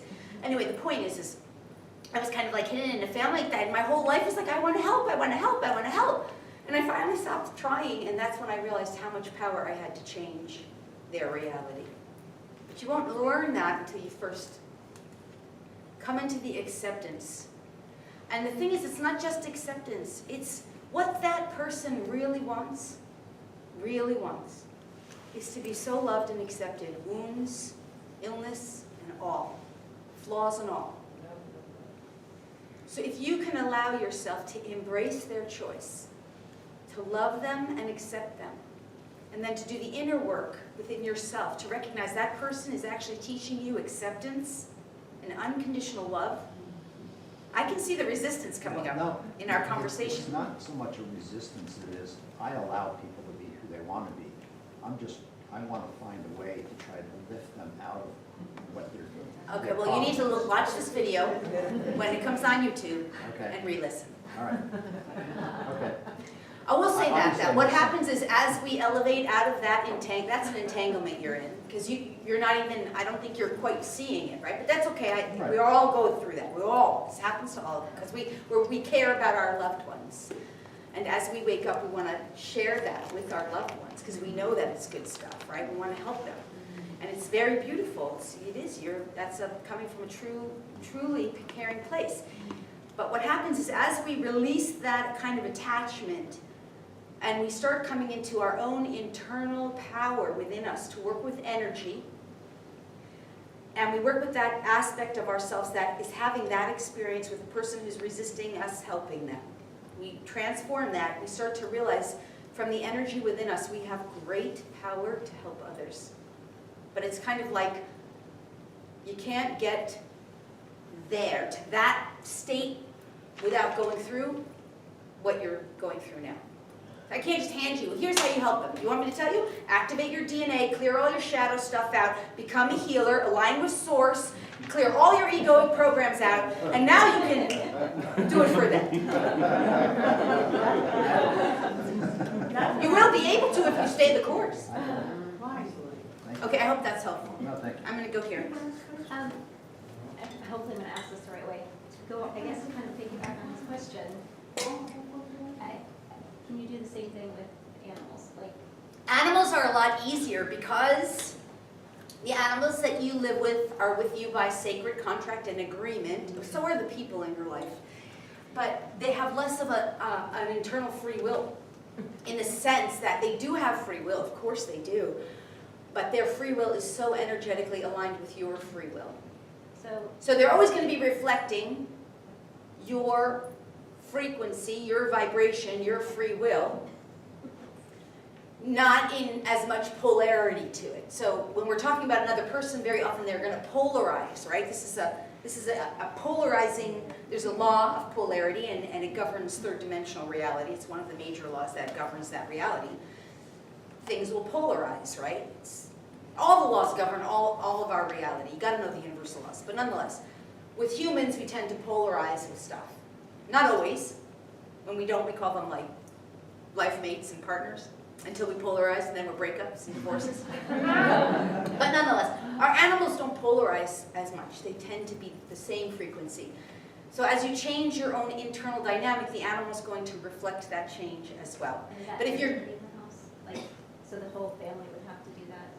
Like, what's happened is like, we have a dog that just suddenly, 3 months ago, anxiety is off the roof. Never, has been like a solid service dog, no problem ever, and all of a sudden, the anxiety is like panic attacks for some reasons, and some reasons not, but we're like, Right. I'm trying to be very calm, and Yeah, but you're trying to be I know, is actually polarizing the anxiety, because now you're in a struggle. I'm trying to be calm, but really I just don't want to give way to that anxiety. So your dog is having to express what you're repressing.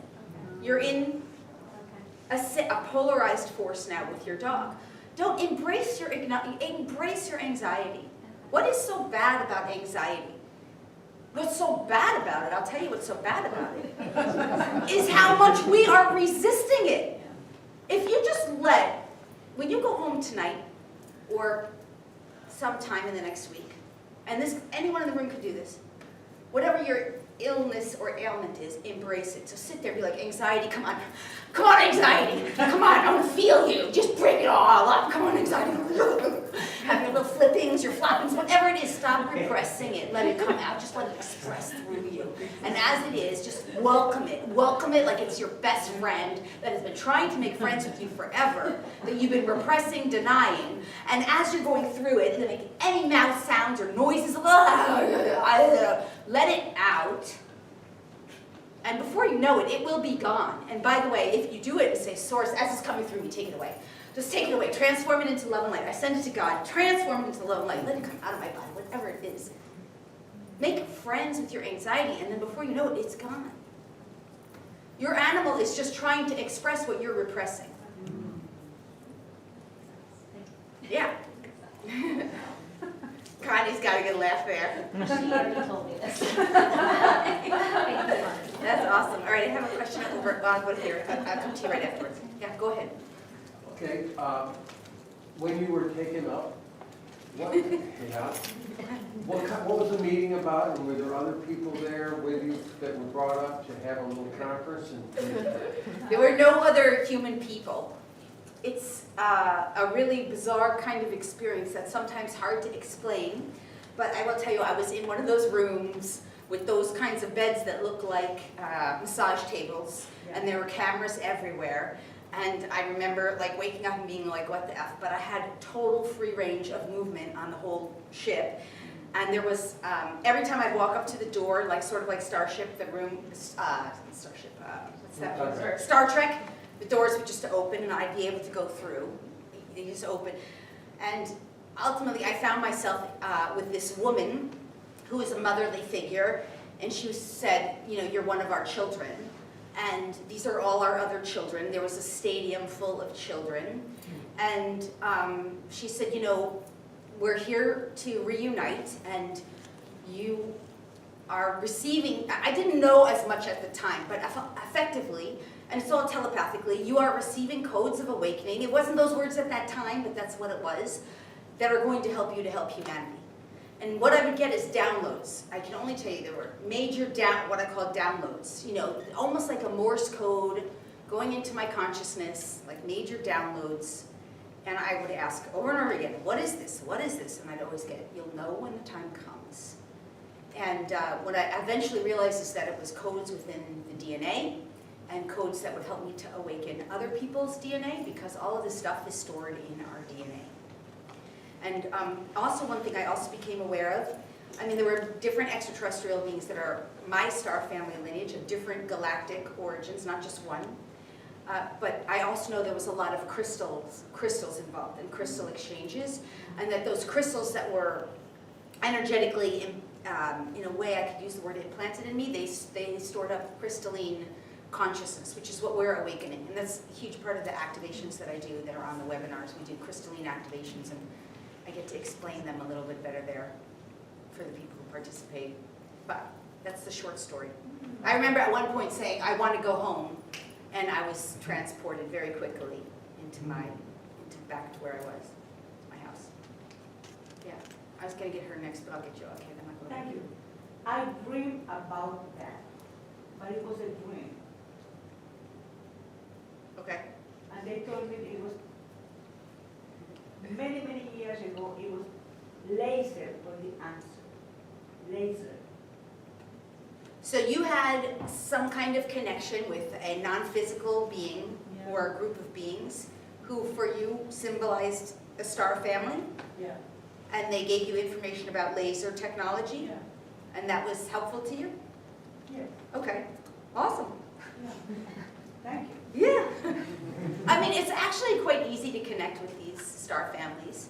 In fact, Connie and I, as a friend of mine here, we've walked and we've connected with them, and they're all over in the night skies, but they're vibrating at a frequency that's really vibrationally compatible with love and peace. So you have to really be really well anchored into your heart center to really connect with them, because the communication is telepathic and it's magnetic, energetic through the heart center.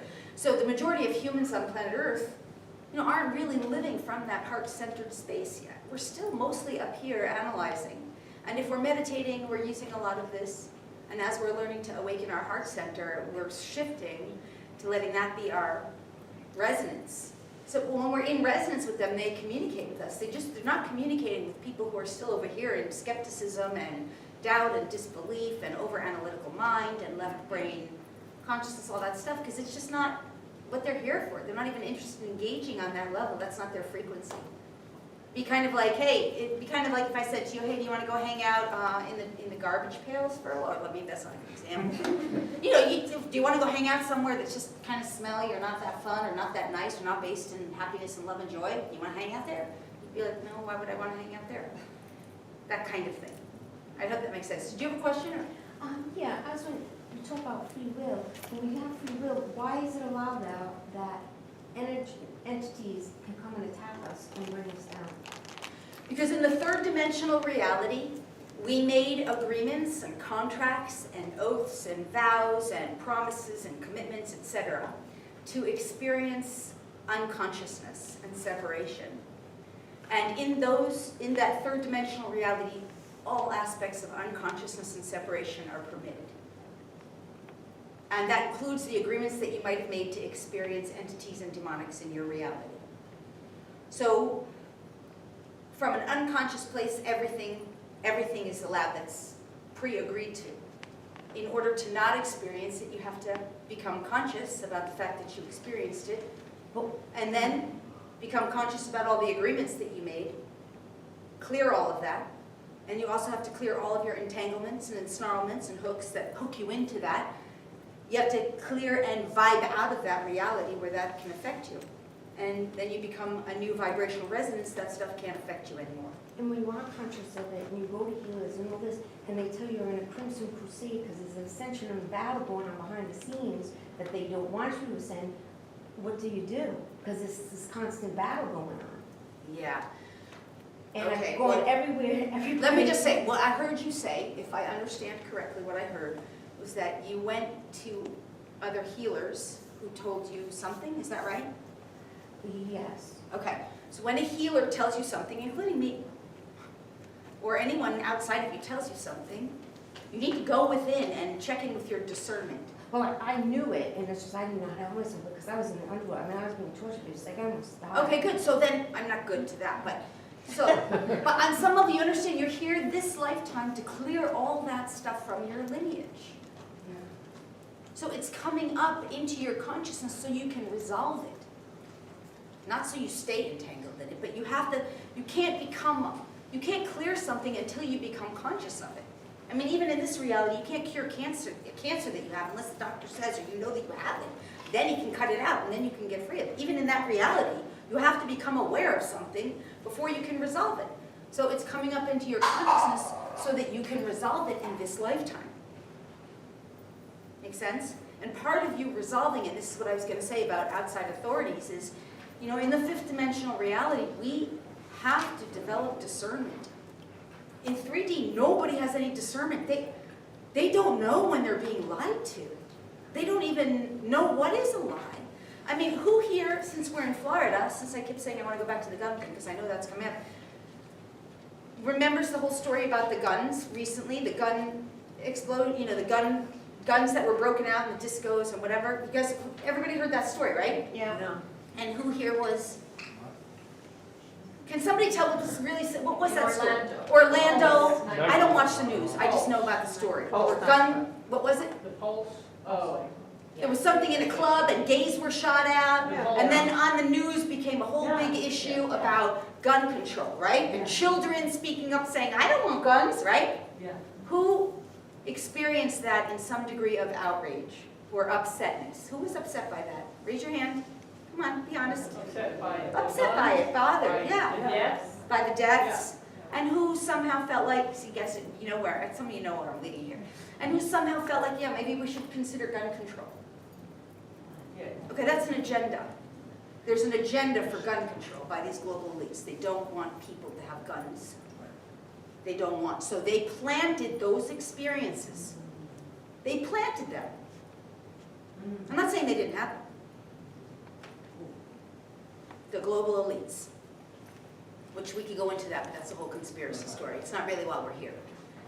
If they can keep people in states of outrage, fear, terror, worry, you understand those are the vibrational frequencies that happen there. I don't know where I was going with this, something came up that brought this up. But anyway, so that's controlled manipulation with an agenda for gun control, because they don't want people to have guns, and they want that energy of fear, control, dominance, manipulation, terror, worry that keeps you trapped in 3D, right? Where was I, what triggered this question? Who was I talking to? Was it you? Yeah. What brought this up? I don't remember. Well, you said you where I had was. to get back to the gun back to control. guns. You kept said we had saying all night that you want to get No, back I to know, guns. I know, but there was a point that I was supposed to be making, I'm asking and then I'm. She's raising her hand, she's trying to tell you. I don't know, but I have a question of why do we, like, need guns if... Well, hold on, can you hold your question for a second? Okay, so to make this point, I get it, I've got it. To make this point is, you see, the point was trusting outer authorities and learning discernment. That's what I was making, that's the point I was making. In this reality, they don't know. They don't know any of that. They actually believe that the conversation on gun control is a real and valid conversation. And they don't understand, nor do they have, I'm saying they, but these again are aspects of us, awakening. They don't have the discernment to know what's true, real, or right, nor do they even question. They don't even question. Another good example, since we can link it into the weather, one of my best friends lives in England. She heard about the horrible weather of Hurricane Irma. She must have called me 50 times. I had 20 people from other states and other countries. Are you okay? I'm like, it's sunshine outside. There's nothing. So they don't have any discernment in this reality. That was the point of where I was going with the gun control. They don't know how to tell. Is this truth? Is this fact? Is this fiction? Is this lies? Is this real? Who's giving me this information? Where is it coming from? No discernment. Now here's why I'm linking this into you. You're getting information from a psychic or an authority figure outside of you who you've given authority to. I am in this moment posing, in a sense, as an authority figure. Yes, it's true. I'm interested in serving the greater good. Yes, it's true. To the best of my ability, my intentions, I believe, are as pure as I can possibly make them, because that's who I want to be and how I define myself, and I really sincerely and wholly and completely am committed to the alleviation of suffering on planet Earth and the alignment with consciousness. That is my mission here. So on that level, you can trust me as an authority. But nonetheless, it's up to you to use your discernment.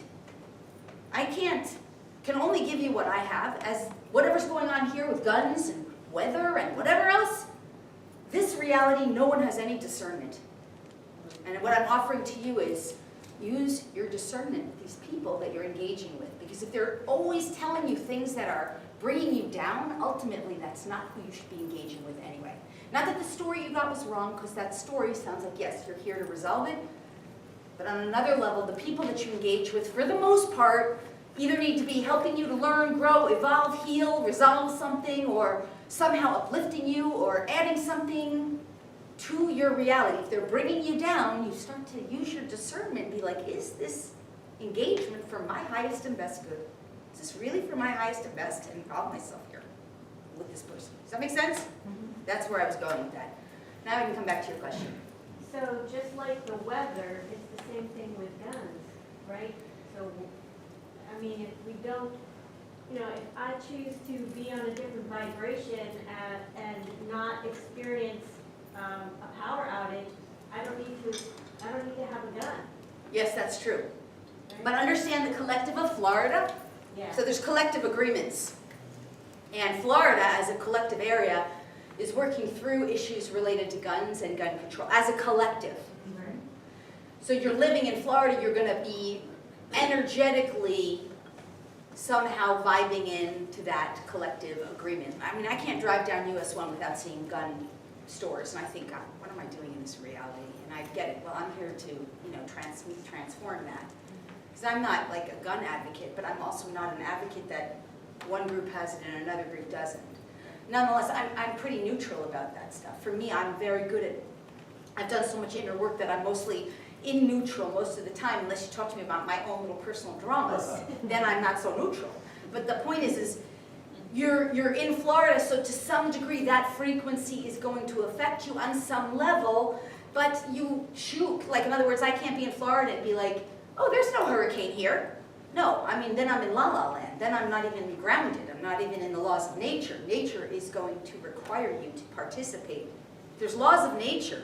That's why someone like me, no matter how awakened we are, it's not like we can just, I think I'll just elevate myself up and hang out at the ceiling so you can see how enlightened I am and how, no, there's laws of nature.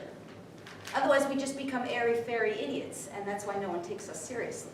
So you're still going to experience it to some degree. Does that make sense? Yeah. Okay. Long answer.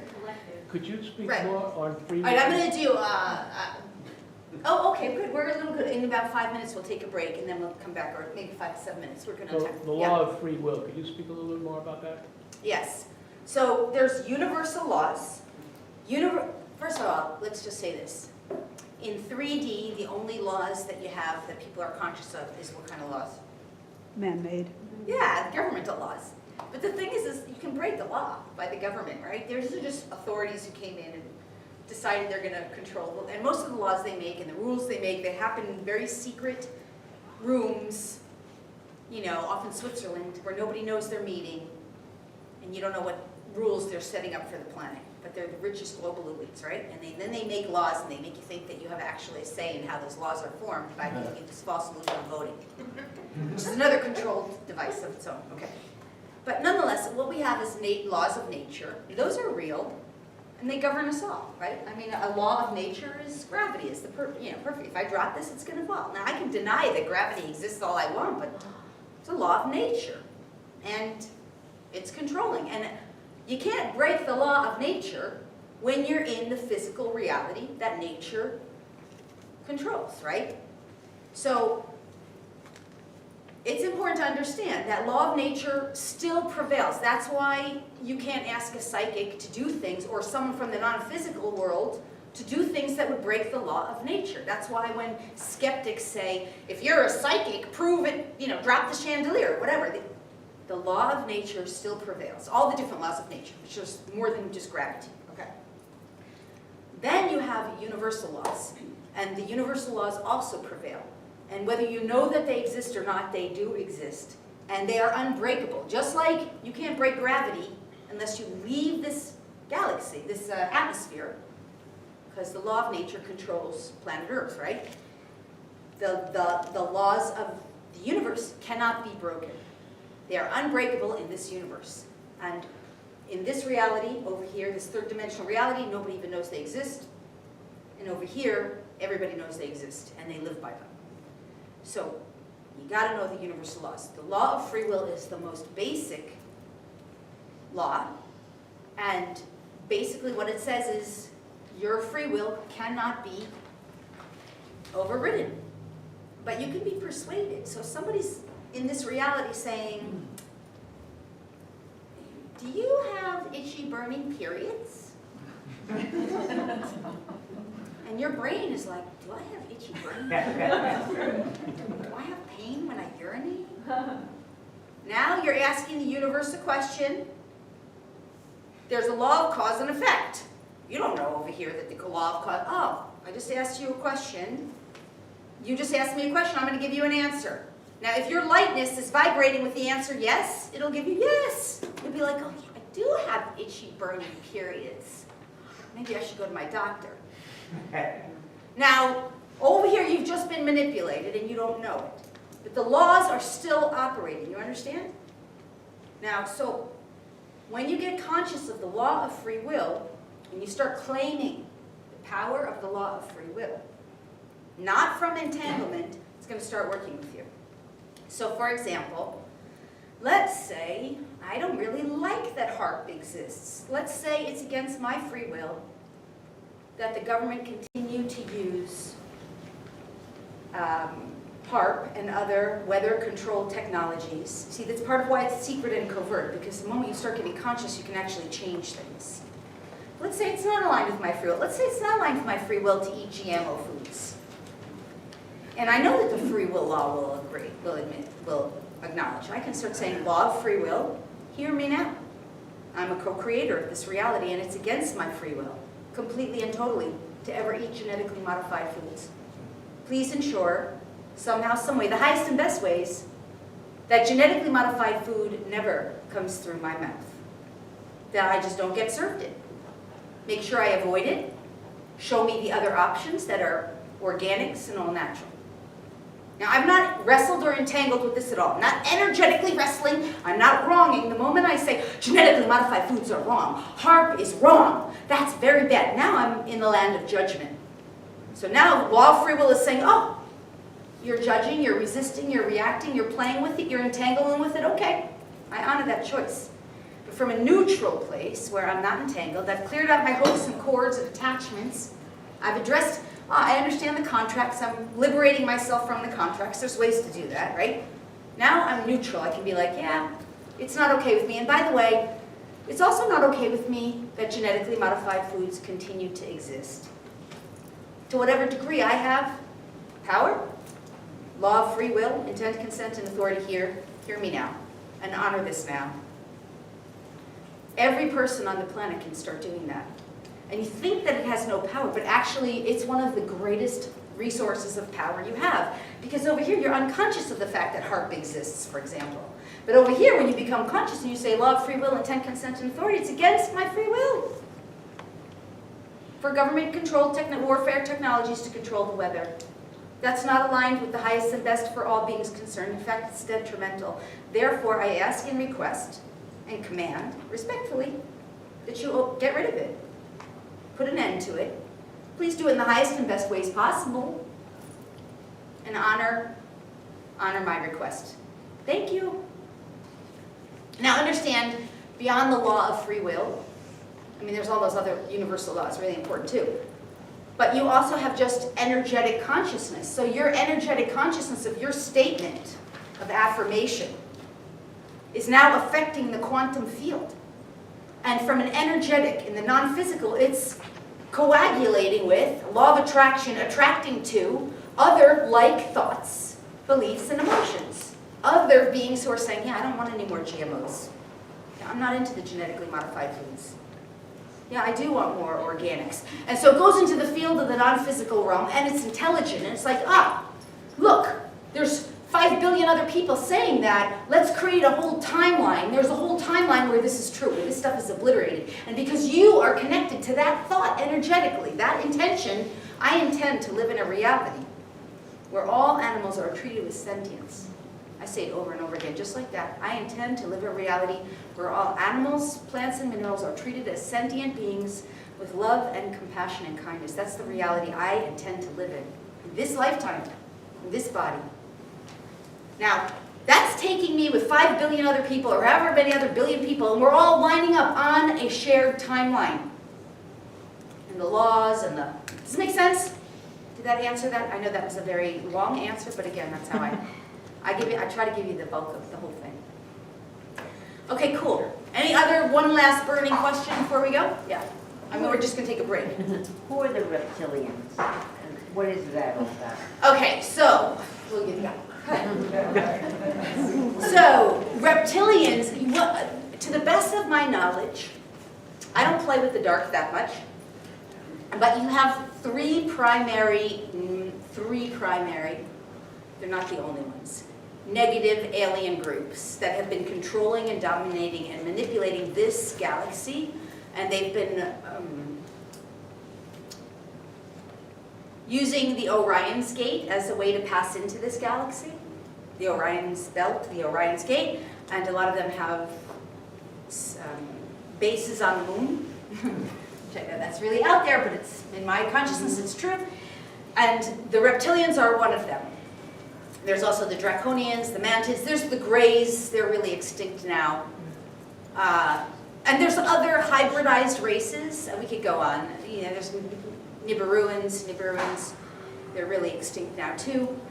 But those are our ancestors, and they,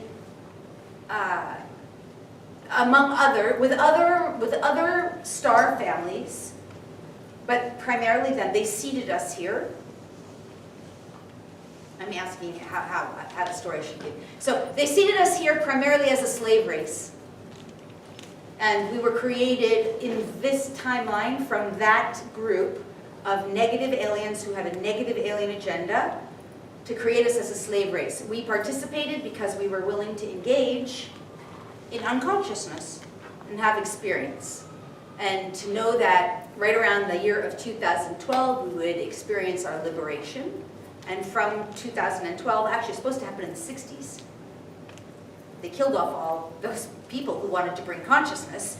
So we're behind schedule, but nonetheless it's happening now. And so we're freeing and liberating ourselves from these old negative alien agendas.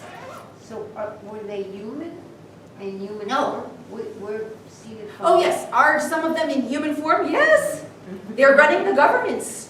They're hanging out in world religions at the top of the echelons. Do they know they're... I mean, I don't really understand. You see, this is a funny thing to me.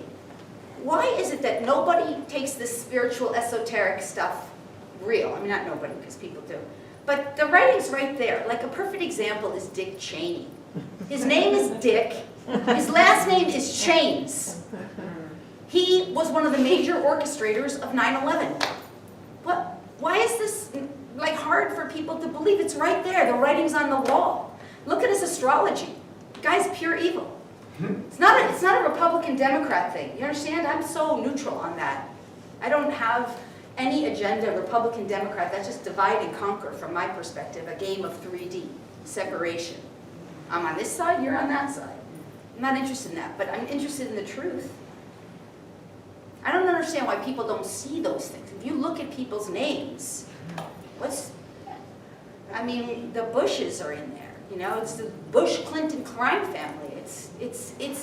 The thing is that humanity has been willing to be, this game is a game of denial and ignorance. And those words are very judgmental words, you know, for us in this reality. So you say, where have you been in denial? People get triggered, but I've triggered people like that by accident, not even realizing, because I'm neutral about it. Like, it's just another word, denial, ignorance. That's the game we played it. Yeah.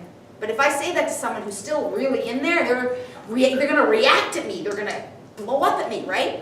But that's the game we played it. So in our denial, our willingness to be in denial, in our willingness to be ignorant of these things, we didn't know that was going on. But it is, it has been. And part of liberation means we have to become conscious over that which we were unconscious. So I'm just another person here sharing some version of the truth that I know to be true in my experience, and you get to use your discernment about it. But I would suggest that you do research, because the bulk of the humans on planet Earth who don't believe in this or think it's just a theory, like conspiracy is not a theory. It's not a theory. But the bulk of the humans who don't believe in it, the truth is that they haven't really investigated it. And they don't want to investigate it. They just want to dismiss it. Okay, does that answer that?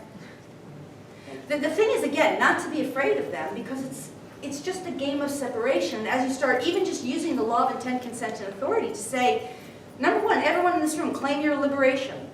I liberate myself. I choose, desire, and intend. Say it. I choose, desire, and intend to liberate myself from the third dimensional reality in the highest and best ways I possibly can. Good. That statement alone, now you're going to start getting liberated. That statement alone. And yeah, you might have to say it 100 more times because you have to disentangle yourself. But as you do that, another thing you want to do on a daily basis, claim sovereignty. I claim sovereignty. See, over here, no one's sovereign. You're not sovereign, you're not free. You're bound by the laws of the third dimensional reality and bound by these constructs and these contracts and these obligations and commitments and entanglements and star months, etc., that make you think this whole reality is the only reality. But when you claim sovereignty, you're basically saying, I'm not a collective, I'm sovereign. I'm a free will sovereign being reclaiming my sovereignty to be a free will, individualized, free thinker, free actor, free from this unconsciousness.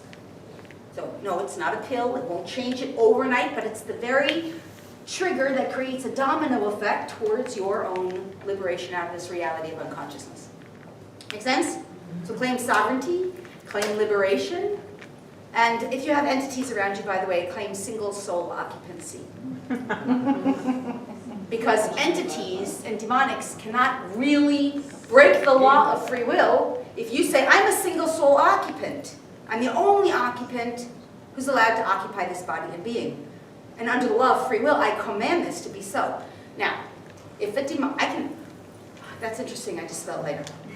You'll notice as you do it, you'll feel lighter, most likely, if you had some kind of energetic on you, draining you in some way. Because the moment you do that, they have to leave by the law. If they don't, and you claim it 4 or 5, the law comes in, it's conscious of itself. Does this make sense? Okay, we're going to take... Real quick, what was the third group you said besides reptilians, draconians, and you said there were 3 major ones?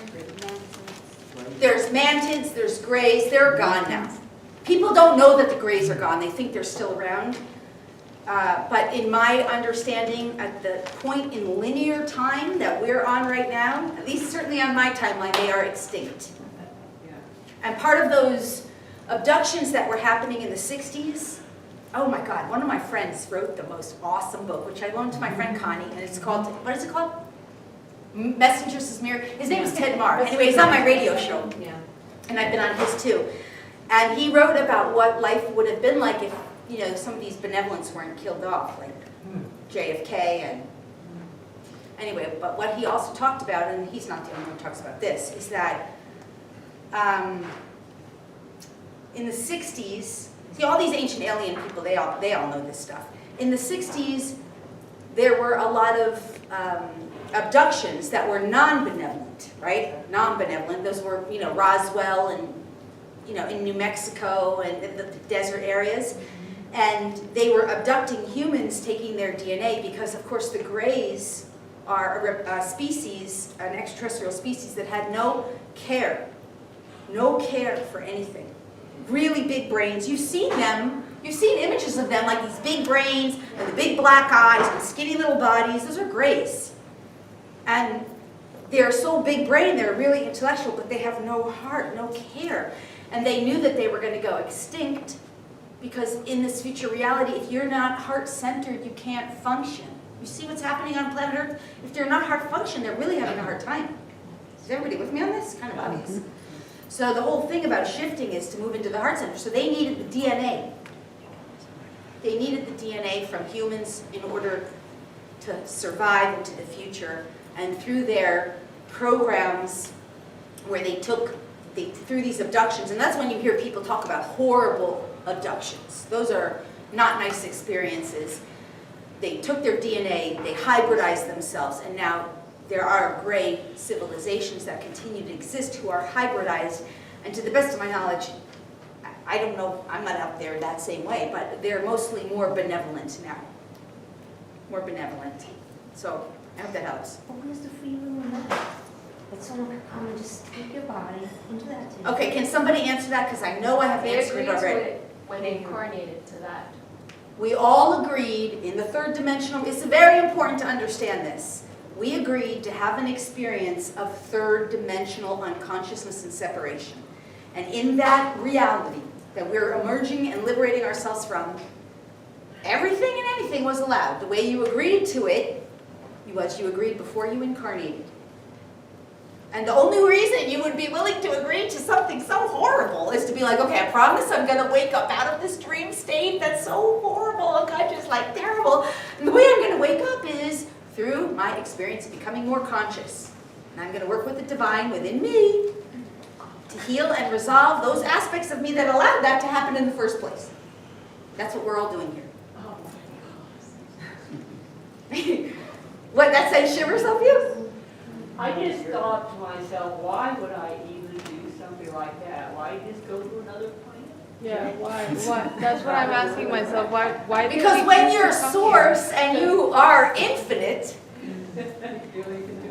You you're going to experience everything you possibly can.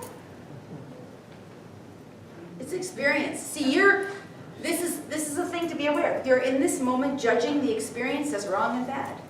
Yeah, that's true. But through the healing journey and the healing process, we come into what's called, I'm not the only one who calls it this, but it's the sacred neutral. Actually, that is, I think, my term. I don't know, maybe other people use it. It's a sacred neutral. It's a 0 point. People use that term. It's where within you, you're so neutral about it. It's not that you don't care. It's that you realize your emotional entanglement, you're deactivated. You're so aligned with the source of love, infinite consciousness, understanding, acceptance, that now you're just like, wow, I'm really neutral about this, and now I can use this consciousness to assist, to serve, to help, to support, and to alleviate suffering for others who don't yet have this consciousness yet. But it's within us all. Make sense? I see that. Head tilt, face me, yeah, kinda, not kinda, which tells me, that's all right, you have some healing to do. And let me just say one last thing, then let's take a break. The healing, the part about the healing, the truth is, we're all already healed. We're just coming out of this state of thinking that we're not healed. And the healing journey, it's not like, I feel really sad for people who have been brainwashed about healings, because they look at stuff like I think I might have said this last month, on TV where, there's some minister at the big of, some pulpit or something, and there's billions of people in a stadium, and some guy comes up on a wheelchair, and he's like, or he's got polio, or whatever, I don't know, not polio, because that doesn't exist anymore, but, he's all like, and you're like, there's no way this person, he's like on his deathbed, and then the minister or the priest or whomever lays their hands and sings some prayer, and 2 seconds later, the guy stands up, hallelujah! I've been healed! And this is the mass brainwashing. You understand that that's what people think healing is, which is a bunch of baloney, because from my perspective, if you've gotten to the point where you're so physically disabled or some kind of physical issue, that healing for that very rarely happens in 30 seconds.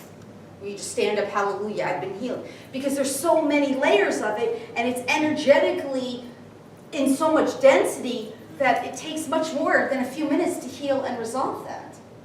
And it's not even meant to be healed and resolved in 5 minutes, because there's purpose. Again, remember, there's gifts that you're meant to receive, and those gifts are going to take time for your consciousness to be like, oh, wow, I understand how that happened. Oh, that makes sense. Oh, I can see why. Oh, I realize why I took that on. So, anyway, all of that is going on. So it's not like, let me just say, there's 2 other things I just want to say really related to this healing thing. I have that one. Okay. So, because the other thing I want to say about the healing, the whole healing journey too, is the thing about the healing, not only do you have to get to all these levels and you have to get the gifts of it, you realize that once you've gone through it, the greater purpose for what you've gone through, most of the time if you're in this room, most people in a room like this, you're carrying stuff for your lineage, 7 generations. I mean, we all are, right? The first 2 strands of your DNA is your ancestor lineage. And what's in your DNA is basically the stories that you took on from your ancestors as true. And you're here through your healing journey, healing and resolving what's in your DNA, and as you do that, you're affecting your ancestral lineage in the past and into the future, because you're healing and resolving that. Does this make sense? Yeah. So, but even more than that, if you're in this room, chances are not only, because that's true for everybody on the planet, that, the DNA, you take a record from your ancestors, and then, to whatever extent you pass it on to your future generations. If you're telling your kids, we have breast cancer in our family. your kids taking that on as their truth, and it's anchoring into their DNA as real and true, and then they perpetuate the story. But the point is that you're in here, you're hanging out in this range of energy that's much more conscious, that's actually affecting you energetically. It's affecting the cellular makeup of your consciousness. It's affecting your entire field of consciousness, and therefore the energetic system within you is being unraveled, revealed, and as that happens, you're healing your ancestors, your ancestral lineage, and you're healing the future generations to come. So people in rooms like this are even, really, we are the light workers, in a sense that we are ushering in and anchoring in the light, not only for our ancestors who didn't get to experience this, but on some timeline they're being affected, but certainly for the future generations, which, by the way, are the benevolent starseeds, star families, star family races who benefit from our work. Does this make sense? They're our future. They've come back to this time to help us to awaken. I don't know if that makes sense. Does it? Okay, one last quick thing on this is last time I was here, I had this woman in the room who had brought up cancer. And I realized, whenever I work with someone on an ongoing basis, even after this room, I always afterwards, I'm like, okay, source, what was meant to come through that didn't, or what, how did, I'm dialoguing with the non-physical so that I can always be of service in a higher and better way. Was there something I should have said or could have said that would have been more helpful? There's something I missed, whatever, right? And one thing I realized is on the healing journey, for people who are still in that unconsciousness, if they don't realize, sometimes they take something on for all of their ancestors who couldn't process it. So in this room, there was a woman who had cancer, and she had diabetes, and she was very entangled and enmeshed with that story. And I'm not talking about somebody, but she's, it's more for our learning. She took it on. She said very clearly, none of my ancestors have it, none of my genetics have it, none of my family. And she got it from a little child. It was so bummed that she didn't come back, because you see, in the moment sometimes when someone's entangling with me, if they're really dense, it's harder to give them the flow. But what I understood was, she took that on to heal her lineage. She freed them. And that's a lot of times what we're going through now. If you understand, this is going back to what you were bringing up, why did we go through this? You took something on to clear, because we are processing the emotions and the wounds that our ancestors couldn't handle. And if you understand that your pain and your suffering, and I'm not saying you need to go through pain and suffering, but we do that, we have done that. If you understand that you went through something that healed 7 generations into your past, and is going to change the trajectory for all the future generations to come, as a result of what you went through, healed, and resolved in this lifetime, you suddenly have a higher picture well, okay, I still don't want to go through it again, but now at least there's a higher reason, a higher purpose for that experience. So then you can come into peace and acceptance with why this happened. Does that make sense? Yeah. Yeah, now you have a smile on your face. That's good. I'm glad to see that. Okay, I want to just a couple quick things before I go to break. We're going to take a 10-minute break. Oh, my knee is but hey, I have 5 spots left because I opened up 5 spaces by getting another house for the crystal experience. So I'm leading a sacred crystal journey to Arkansas. We're going to go dig for crystals in the mines there, and we're going to do incredible healing like what we do tonight. And we're going to do grid work and work with the grids of the earth and the energy fields of the earth and unlock DNA and connect with the crystals. And anyway, if you're interested in that, the flyer is here. There's 5 spots left, and it's in the weekend after Labor Day. And then also, where's the email address list? So I know somebody asked me about the videos. I do the video and then we get it up. I just got last month's uploaded, and my video gal, she's got a long list of videos that she's working on. But if you want the video from tonight and the other ones like it, and if you want updates on what I'm doing and how to activate your dormant DNA, and what we did on Tuesday, for example, one of the other ones we did in that speed activations call, those are by webinar. What we did was we cleared the willingness to suffer. See, over here, Even with light workers, there's a lot of belief system. This comes from shamanism too. Anyone a shaman? A lot of shamans believe if you suffer for someone else, your suffering will alleviate their suffering. That's just a belief system. It's actually not true. From an energetics point of view, every amount of suffering that you do, actually you suffer, it creates more suffering. It's not actually the highest truth. Anyway, we cleared that on Tuesday night's call. But if you want to know about that stuff, you have to be on my newsletter community to know when those things are. So please make sure, if you haven't already, put your email address and make sure we can write it clearly. And the other thing I want to say is, if you want to go deeper and get more of this, because this is like, what, 2 hours we've been going, I have a year of over 100 hours of a membership. I mean, it's my lifetime work. So if you're interested in doing more of this online with activations, DNA activations, energy healing, animal communication, telepathy, psychic development, like it's the Akashic Records, there's so much content in this online membership. So if you're interested in that, you can take this flyer if you want to learn more. And there's a special savings code to save 100. It's so much content and it's so great. You get a year-long membership. And finally, you guys can look at this in a great time, but if you would like to learn more about the classes that I offer, most of which are online, this flyer tells you all the courses and the classes. And for those of you who are interested in the ET stuff, dark arts training and psychic self-defense is one of the classes that you would want, and also exiting the matrix, if you're interested. Okay? All right, so let's take a 10-minute break, get water, and then whatever you need. And then we'll come back in 10 minutes and we'll start our healing meditation, which will be for about 45 minutes. And that will be based on request too, which I can explain.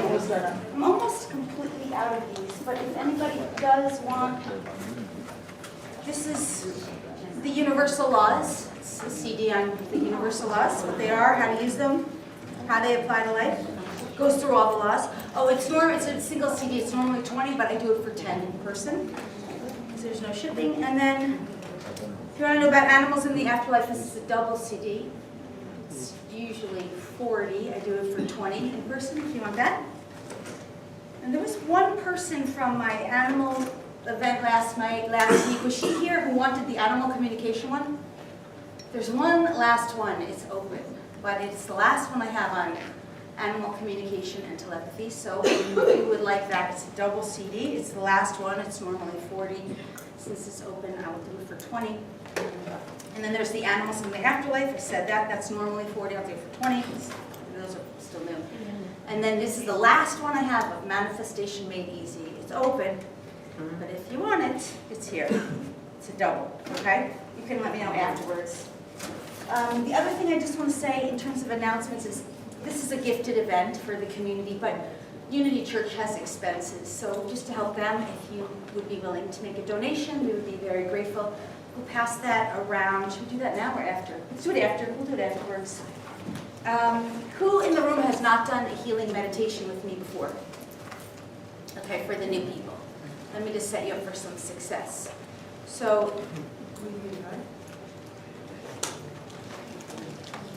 this healing meditation, you will hear, we do not leave our bodies. We are not astral traveling. We don't go floating. But you will get into a zone that feels very nice and kind of zony. Nothing can happen to you that you don't want, because everything is based on your free will. So you will hear me say over and over again, if you like this, please say yes, breathe and receive. If you don't want something, then you just say no thank you to that. But you'll hear everything translated before it actually happens. So what's happening is we're going to go into a breathwork process that brings us into a very neutral state. Divine Source is really, I'm working with Source, Creator, the original source of creation. We all have the ability to access this frequency, this consciousness. It's just, I've developed it over time, so we're not working with anything that's not benevolent here. But because we are working with the law of free will, if you hear something you don't want, you just say no thank you to that, yeah? And then we do have a lot of other incredible benevolents who tend to come in and they will announce themselves. So sometimes archangels come in, they make very clear announcements and they say what they're doing or what they want to do and they ask your permission. Depends on who shows up, based on the group consciousness. Let's see, what else do I need to say about this? Oh, but you'll hear me talking, so it's not like you're not visualizing. All your job is really mostly to breathe and receive, and to be conscious through it so you can consent. Is there anything else I need to say about this energy healing? You play tape or? No, just it's your just me. voice? It's just me. It can sometimes be actually a little entertaining. Because there's just all these benevolence and they all have things they want to say, or, but it's all very clear. Nothing goes on that you won't be conscious of unless you fall asleep, but I know what I'm supposed to say. Please set your intention now, right? Because this is the thing with this energy healing. It's up to you. You're in the driver's seat. I'm just a facilitator. I'm an orchestrator in a sense. I'm giving information from the non-physical. I'm translating it. It's up to you to make this work. Because if you're sitting in disbelief or judgment, that's going to lower the frequency of what's available to you. So if you want the healing, regardless of what you say yes to or might say no to, thank you for that, please set your intention now that you will receive the maximum benefits, which are for your highest and best good, and only that which is for your highest and best, with harm to none. Harm to none. So therefore, you're already setting yourself up for success, yeah? Okay, I think that's it, right? Is there anything else I need to say? I know the other things. We'll go for about 45 minutes. Please make sure your phones are off, silenced. If you're in it for this part, you're in it, yeah? Because if you get up and start walking around or moving around, it really upsets other people. So if you're in it, you're in it. And phones are silenced. And, you'll hear me at certain points. I will ask you if you want something. So you're allowed to make requests. Does anyone want something? You can open your eyes. We're not going into la-la land here. We're literally receiving energy healing. It is a meditation, but you're not zoned that you're like, where did I go? I'm on another planet. You can open your eyes and you can raise your hand and say, can you bring healing on this topic? Or can you bring healing on back issues or diabetes or, whatever you want. When I ask you, you can raise your hand, right? And I'll be opening and closing my eyes at different points. Okay, everyone ready? Okay, so let's start to breathe. I'm going to do this first. Connie's going to do about a minute of that. Let me start this. And while Connie's doing this, I want you to I'll start talking right afterwards, but just start relaxing and breathing comfortably, and then I'll kind of lead you through the opening part.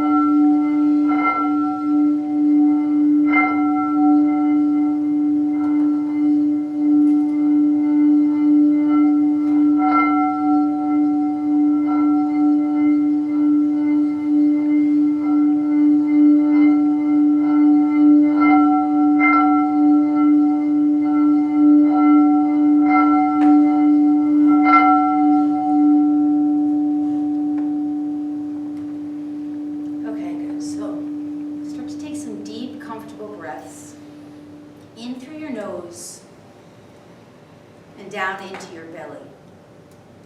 Now, as you're breathing these breaths in, whenever you feel comfortable, let your eyes close. And start to trace the breath with your consciousness. In other words, that you can actually feel the breath that you're breathing as it comes into your nose. And you can feel that breath as it goes straight to the center of your brain. Feel that oxygen fill up your brain. And feel it very slow, long, deep, comfortable breath as it goes down your breathing apparatus from the brain through the throat.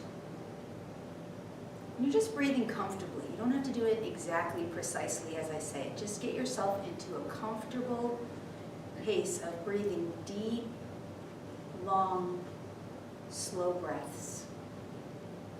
And with your mind, you can feel it. You feel the breath, goes into the brain, travels down the throat, passes through the heart center and the chest, goes down into the belly, expands the belly. And you're finding your own comfortable pace. And the exhale, it reverses out, comes out the mouth. And as you're breathing it, you're starting to identify this breath and the frequency and the energy of this breath as love. So that actually what you're breathing into you is love. So long, deep, comfortable, slow breaths. Love comes in. Now feel, sense, see, and imagine this love as it fills up your brain. So go straight to the back of the brain, in this sort of back rear of the brain, where the cave of Brahman, that's an empty space in the center of the brain, and it holds your pineal gland and your pituitary gland, master glands. Fill up that center of your brain with breath of love. Now there's no way to do this wrong. You're just allowing yourself to be conscious of how you're breathing love and conscious of how you're directing this love into your own brain, knowing that love expands your consciousness and that love heals and opens and awakens the energy centers of your brain and all other parts of your body. Now, as you follow this breath comfortably, follow it down from your brain. Just feel it, sense it, see it. However it reveals itself to you is fine. There's no way to do it wrong. Now feel this love. By the way, you can breathe peace in as well. Feel it as it travels down through the back of the neck and expands the entire neck. You're breathing love and peace. And you're letting it expand in every direction around your neck. You're letting all of your mouth, your teeth, your gums, the base of your neck, the base of your brain, all get expanded with love and peace, following the breath comfortably in your own pace, and traveling it down now to the high heart, above the heart, thymus, expanding the high heart center with this love and this peace. Exhaling whenever you need, and then breathing more, expanding all the chest, filling up shoulders, upper back,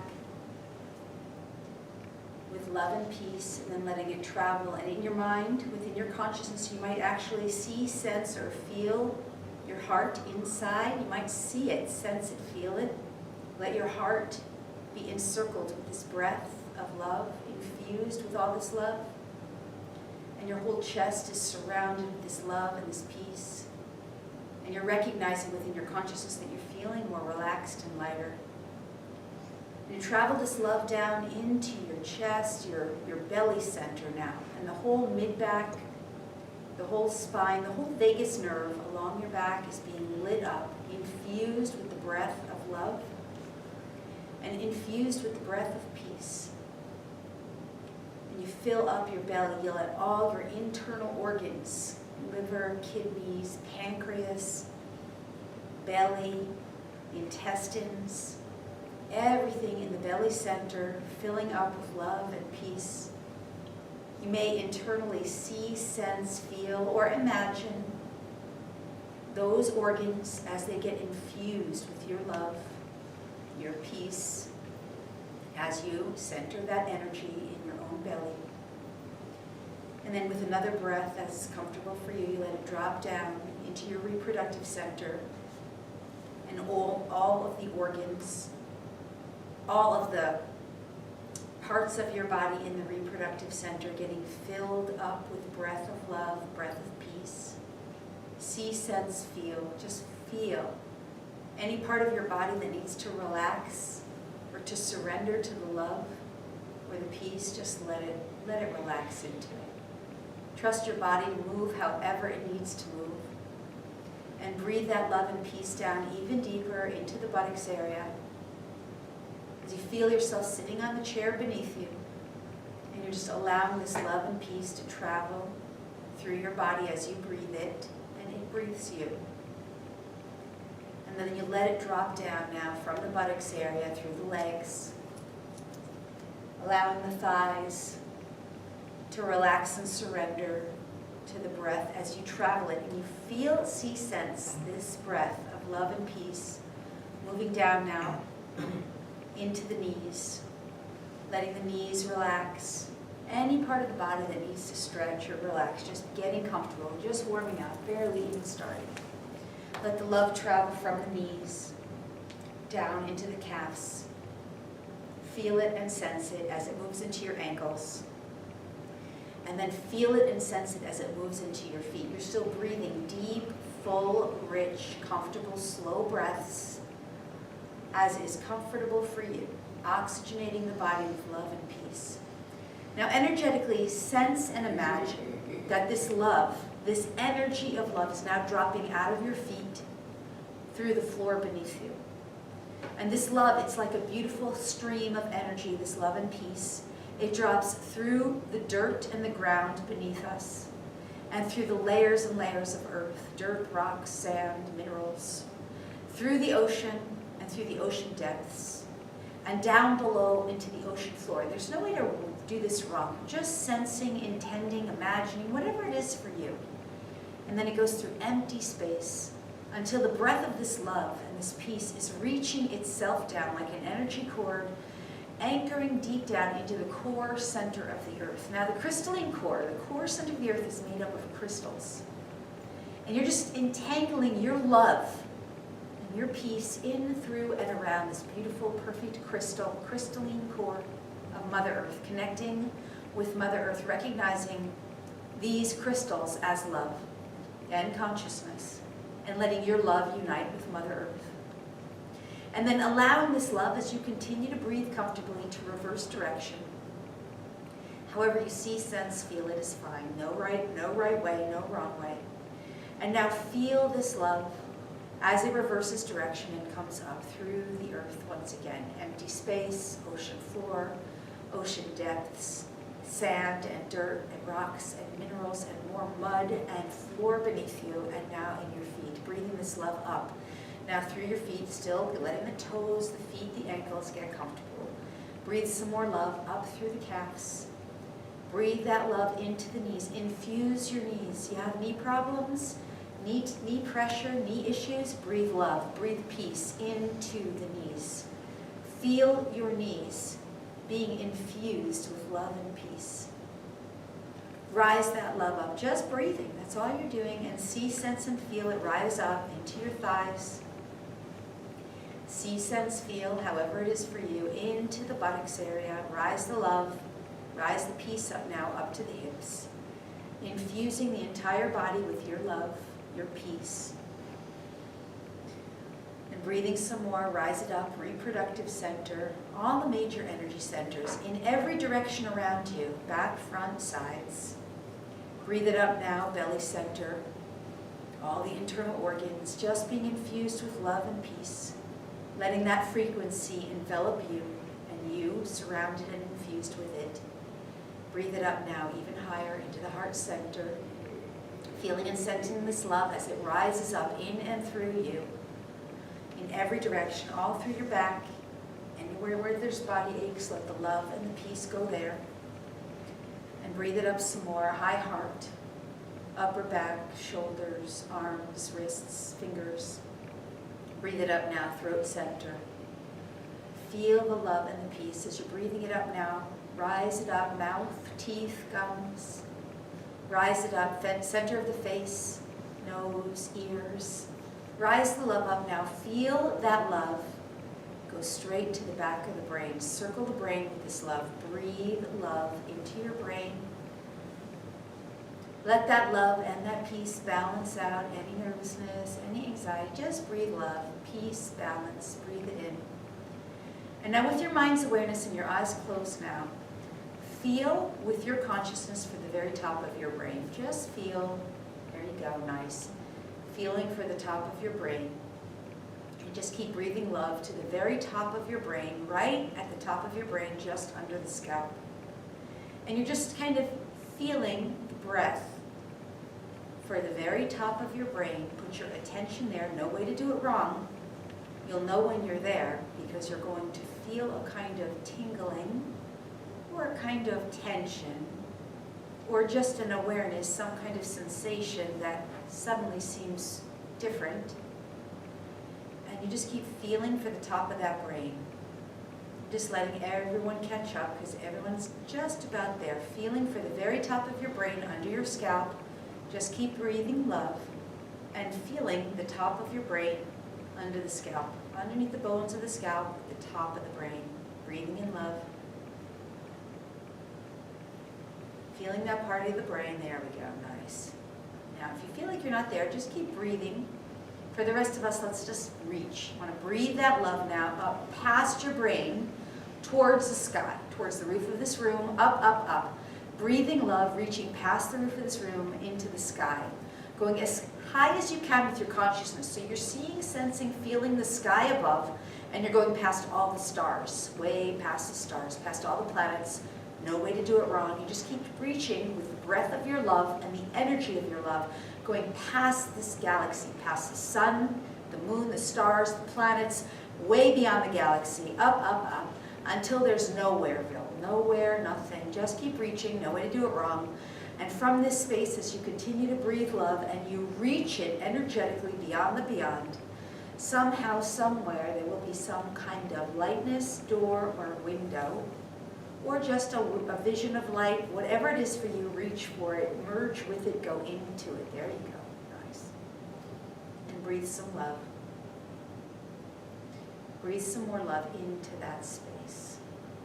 Now from this space, you're just going to keep breathing love. Breathing love in and through you. Let's have Divine Source, Creator God of all that is, do a healing and a blessing for everyone in this room. I'm going to listen. In the moments where I get quiet, it's because I'm taking guidance and direction. You just keep breathing love and peace. That's all you need to do. Okay, good. Blessing and healing for each and every person in this room. Blessing, okay, sorry. First step, removing all density and heaviness and all dross, all energetic frequencies and vibrations which are no longer supporting and or assisting you, which are in any way, shape, or form vibrationally entangling you with denser, heavier energies. That is, any and all energies, frequencies, and vibrations which do not match or exceed your frequency of love and light will now be located, identified, lifted, removed, dissolved, and taken away and transmuted, transformed into love and light, returned to source. Now, if you're willing to have this clearing, this healing for yourself, you're going to breathe, receive, and give thanks. Yes, it's only as is for your highest and best, as always, and with harm to none. If you're willing to receive, breathe, receive, give a yes, thank you, either out loud or in your mind. Yes, thank you. Now just notice, whatever you notice is fine. There's nothing really to notice. You're just being conscious of yourself in a room, breathing love, breathing peace, and giving consent. It's that simple. Let Source do the rest.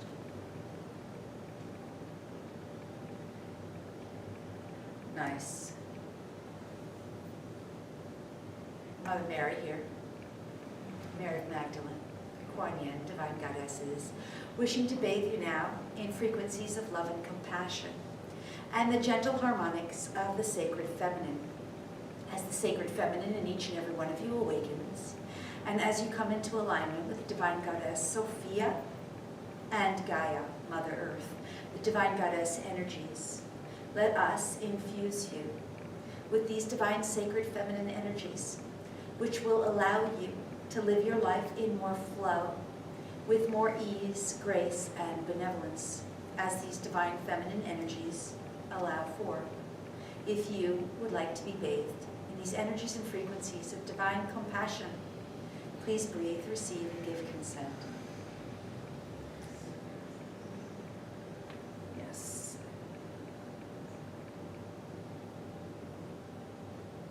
You're just breathing and noticing. Whatever you notice is fine. Thank you. And these divine goddesses, Kuan Yin, Mother Mary, Mary of Magdalene, Also working on the energetic of the heart center, activating and awakening the magnetic heart center for each and every one, which allows you to more fully and completely be embodied within the heart center, your sacred heart center, opening your heart center to receive and experience magnetism in and through that heart center to allow you to be more fully conscious and aware of the magnetic energy field of your own body and being, and also magnetically align, vibrationally engage and intertangle with love.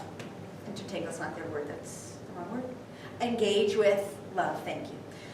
So if you would like this, they're going to work with, I understand, thank you, Mother Mary, Kuan Yin, Mary of Magdalene, divine goddesses, going to work with each and every one of your heart centers individually and on the collective for all of us as a group with your consent. You'll breathe and receive, and you give consent that your heart center is more fully activated and awakened, infusing the energies, the frequencies, and the vibrations of love and compassion in and through your heart center. You'll also hear some sounds from divine Reiki masters who are aligned with the divine goddess energies, working with you and for you with your consent and only with your consent. Shokure, shokure, shokure. Mariama, Mariama, Mariama. Osho. As you breathe, put your heart-centered energy into your heart. Drop your consciousness into the heart center. Allow yourself to fully and completely, to the best of your ability, feel your heart. Yes.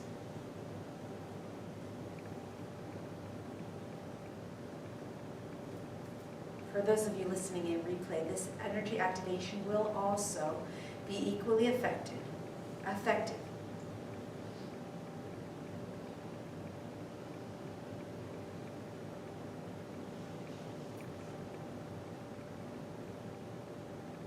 Nice, good. Feel, sense, see, imagine, whatever it is for you is fine. Good. Divine Source, Creator, God of all that is, stepping in once again. Thank you, thank you. Archangels stepping forward as well. Archangel Michael and all the archangels here now. Michael, Raphael, Gabriel, Ariel, Azrael, Haniel, Chamuel, Samuel, Zedekiel, Metatron, Jeremiah. Here now, the witness is healing for this collective group here and now. I'm assisting and facilitating in the clearing in the energies which may come up during the healing process, during the healing journey. Saint Germain as well, stepping forward in the non-physical realm, using the violet flame to clear, heal, and resolve anything that comes up which is non-beneficial to you during the healing process. Taking it all away and transmuting it into love and light. Thank you. Nothing to be necessarily aware of, just announcing their presence. Good. Divine Source, Creator, God of all that is, once again, would like to instill within you and infuse within every cell of your body and being its consciousness, its truth, its point of view, its perspective, understanding, and definition of how deeply, truly, fully, and completely loved you are, and that you indeed are the embodiment of love, and that your truth, your point of view, and your perspective, understanding, and definition will be brought into alignment with the divine source of creation as it relates to this topic area of love, that you will be aligned with the divine, as you are the embodiment of love and consciousness, divine source consciousness, infusing you and every cell of your body and being with these truths. With your consent, breathe and receive. Yes, yes, yes, thank you. Just noticing whatever you notice. So this is being offered up here and now as a translation, for you to understand that the energies and the frequencies and the vibrations of these truths are available to you here and now as you breathe and receive. You are aligning them and with them, and they are anchoring in and through you, and they are also awakening from within you. Your breath, your conscious consent allows it to be so. Fully integrating now. Nice. When you hear me say fully integrating, it's just shifting through the body vehicle. Good, ready for requests now. Okay, so you can raise your hand and make a request. If you want, over here. Release resistance. Okay, releasing resistance. I'm gonna get quiet and ask how Source wants to provide that. And Understand, the resistance in your body is entanglements, energetic entrapments, energetic cords, beliefs, belief systems, belief structures.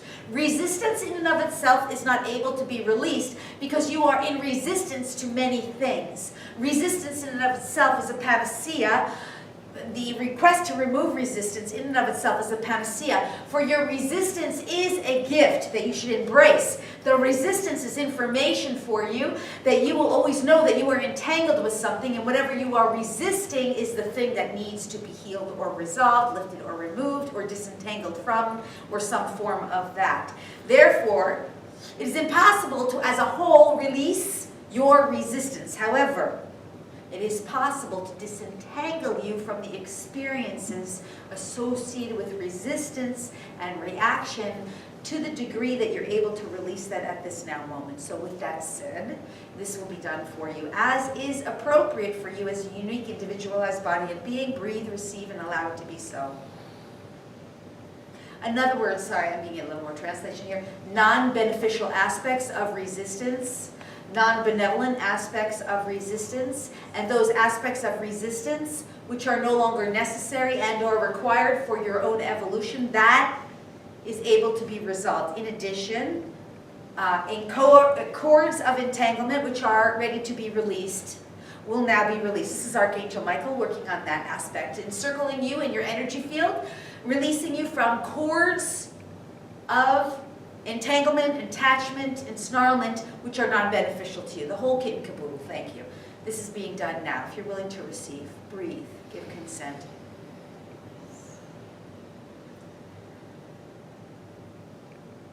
I have Archangel Michael almost laughing in my ear, the way that was explained. He's kind of like laughing at me. It's because I'm having multiple explanations from different. All right, let's just complete this now. Thank you. So archangels collectively encircling you in your energy field, disentangling you energetically from all those things which are non-beneficial and or non-benevolent. And as they do this, you're just breathing.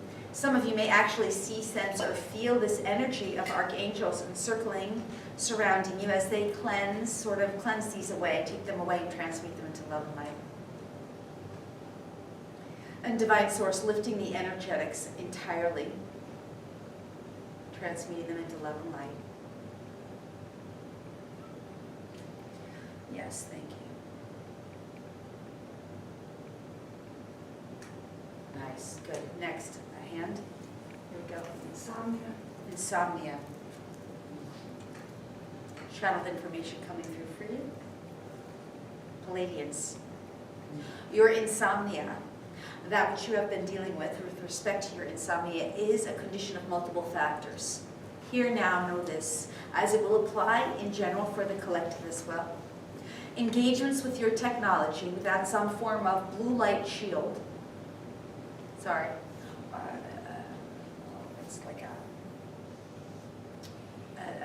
a light shield, yes, blue light shield, to prevent electronic interference with your eye, light coming in through your eyes prior to sleep. That means your technology, your computer, your television, and other technological appliances which you may be using prior to the bedtime and prior to the 2 hours prior to sleep time are partially to quote-unquote blame for insomnia. Other factors are involved as well.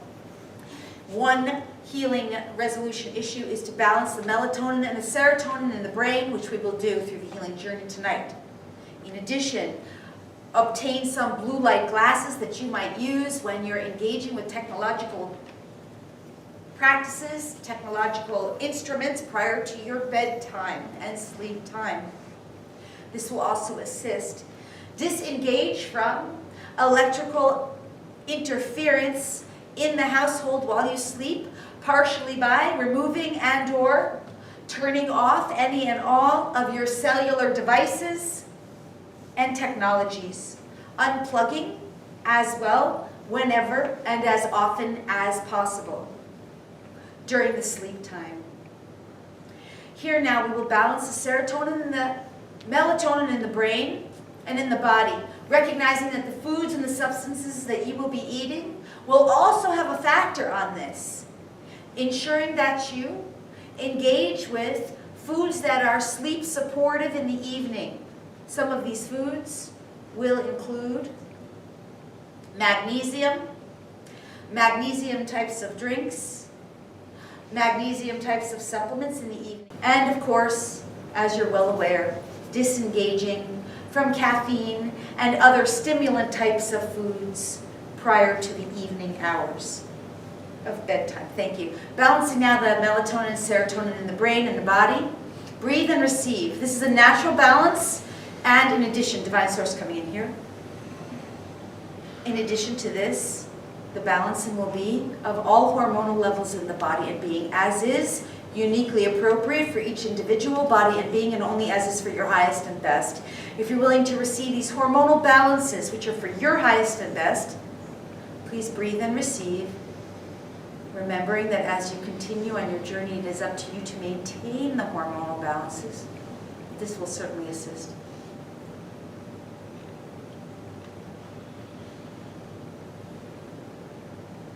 Remembering and reminding that each individual is uniquely appropriate. This is only as is appropriate for each individual. Thank you, thank you, thank you.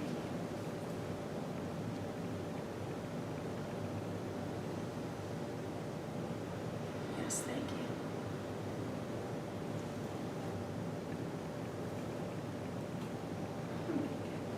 Fully integrating here.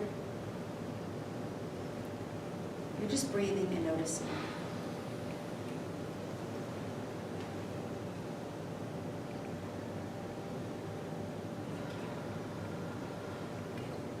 Source is coming through, wanting to provide a healing for you at the moment of your infancy, prior even to your infancy, at the moment you as a unique individualized body and being were conceived in the womb.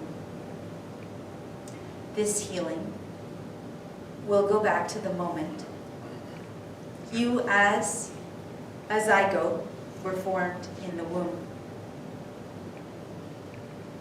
Sperm meeting the egg.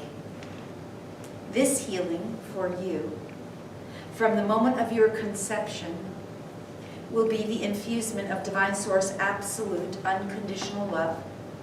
And this healing will also go to your mother who conceived you and your father who conceived you. All in the room are now invited to bring in your child under the age of 17, or your children, who you would also like to give to this healing to, for it will be provided to them as well. In addition, your animal companions, only by yours, not someone else's, are also welcome to receive the gift of this healing. You simply invite them with your consciousness by bringing them to your awareness, and they too shall receive the gifts of this healing. Baby in the womb, from the moment of your conception, breathe, give consent if you're willing. And you say, yes, thank you.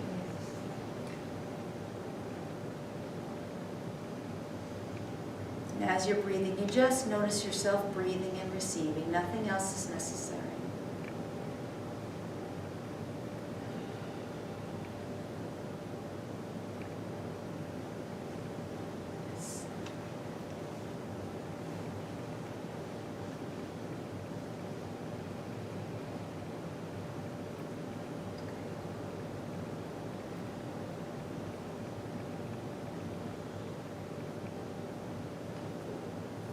This moment of conception, your consciousness shall know, see, perceive, realize, understand, accept, allow, embrace, and acknowledge the depth of how enormously, completely, wholly loved and accepted you truly are on all levels and all layers of your body and being. Once again, just breathe and receive.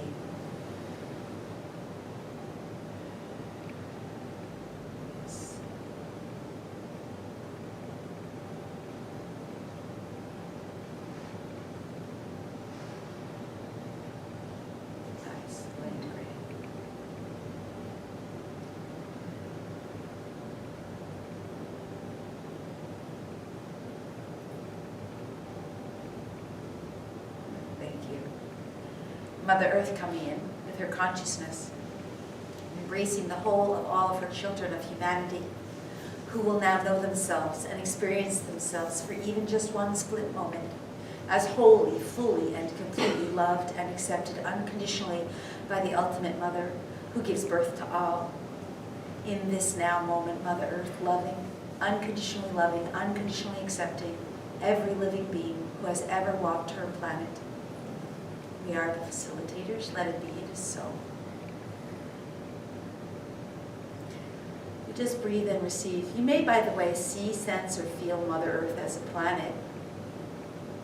No way to do it wrong. You're just holding presence while this part's being done because she's really birthing the healing on this, stepping in.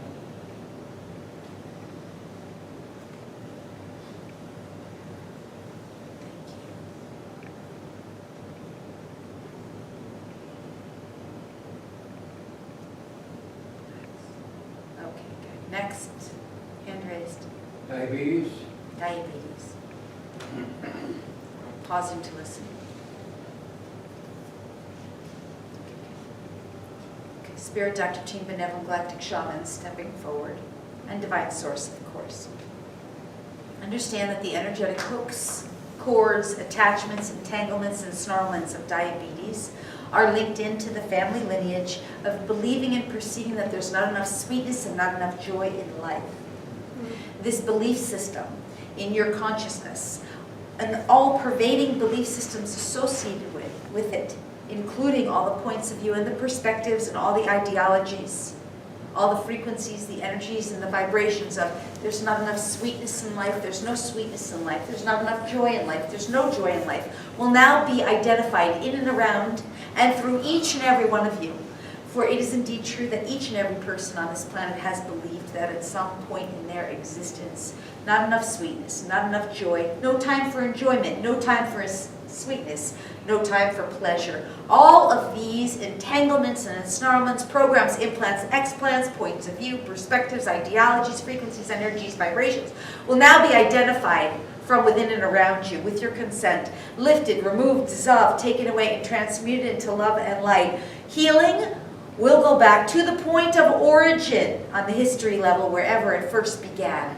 As this is cleansed and removed, the healing will be pervaded through time and space. They never again need to perpetuate this experience and or this reality, which is at the root cause of the diabetes. If you're willing to receive this gift of this healing, please give your consent and say yes, thank you.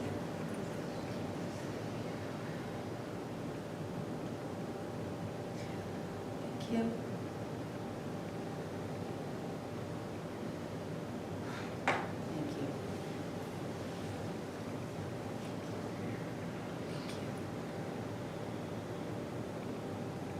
And in that space will be replaced the following truths. I know how to enjoy life. I know how and when to enjoy life. It's safe for me to enjoy life. I choose, desire, and intend to enjoy life. There's plenty of sweetness in life for me. I'm worthy and deserving of enjoying life. I'm worthy and deserving of sweetness in life. I'm worthy and deserving of enjoyment and pleasure. I choose, desire, and intend to enjoy life and to have and experience sweetness and pleasure as is for my highest and best. If you're willing to have Creator of all that is, instill these truths within you and within every cell of your body and being, breathe, receive, and give consent. Thank you. Yes, yes, yes. Thank you. Humans on planet Earth have been stripped from their pleasure and their joy. This healing will assist in restoring that for all bodies and beings giving their consent. Thank you. Let's also remove the beliefs and the belief systems and the structures, the points of view, the perspectives, the ideologies, the frequencies, the energies, and the vibrations that say sugar has power over you. And also, where something outside of you has power to take away your pleasure, your sweetness, and that you are unable to process sweetness and or sugar, all of that energetic entanglement and snarlment will now be, and everything contributing to it, creating it, co-creating it, will now be identified, lifted, removed, dissolved, and taken away and transmuted into love and light. Return to divine source, creator God of all that is, for consciousness restoration into the divine source. If you're willing to receive this healing now, give consent, taking back your power, essentially.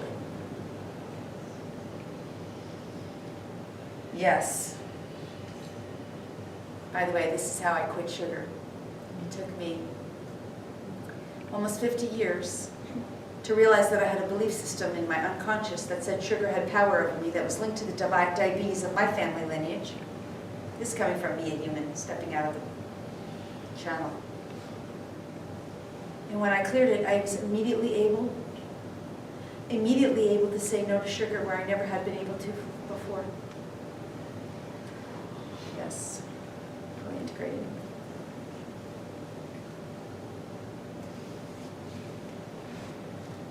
Yes. Creator will now like to instill within you and within every cell of your body and being the following truths. I have power over the sugar balance in my body. I'm able to naturally harmonize with the sugar balance in my body. I have sweetness in my life. I'm able to process sugar in a healthy and natural way. I'm willing to process sugar in a healthy and natural way. It's safe for me to process sugar in a healthy and natural way. Healthy sugar is all I desire. Healthy, natural sugar of the earth, honey, stevia, monk fruit, etc. Natural fruits, natural sweeteners, are all I really truly desire anyway. And I'm able to process them in a healthy way, in an ideal and optimal way, as is ideal and optimal for my unique body and being, in accordance with harmony, peace, and joy and enjoyment. Thank you. Creator will instill these truths within you and within every cell of your body and being with your consent. Yes. As always, it's only as is for your highest and best, and with harm tonight.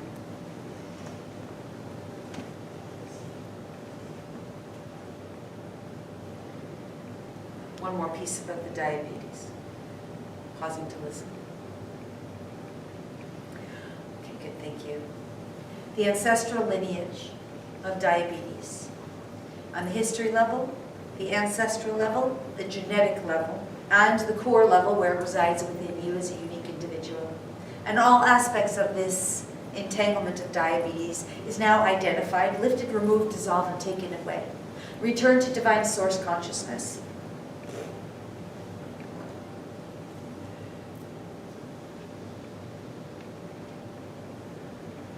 And reunified with the divine source, the original source of creation, that you never again need to perpetuate it and or recreate it, that you're done and complete with it once and forever and once and for all. With this, instilled within you and within every cell of your body and being will be the highest, clearest, purest consciousness available to you regarding diabetes, so that you now have everything you're meant to see, perceive, realize, know, understand, accept, allow, embrace, acknowledge, forgive, release, transmute, whatever that is, you're meant to receive the greatest gifts of divine source consciousness regarding this topic area of diabetes, so you never again need to recreate it and or perpetuate it, and so that you are done and complete with it once and for all and once and forever. If you're willing to receive this healing now, please give your consent and say yes, thank you.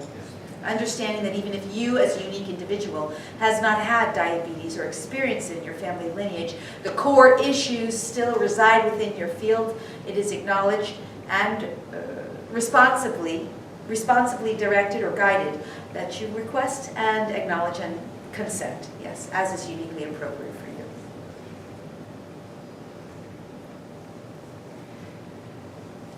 Thank you.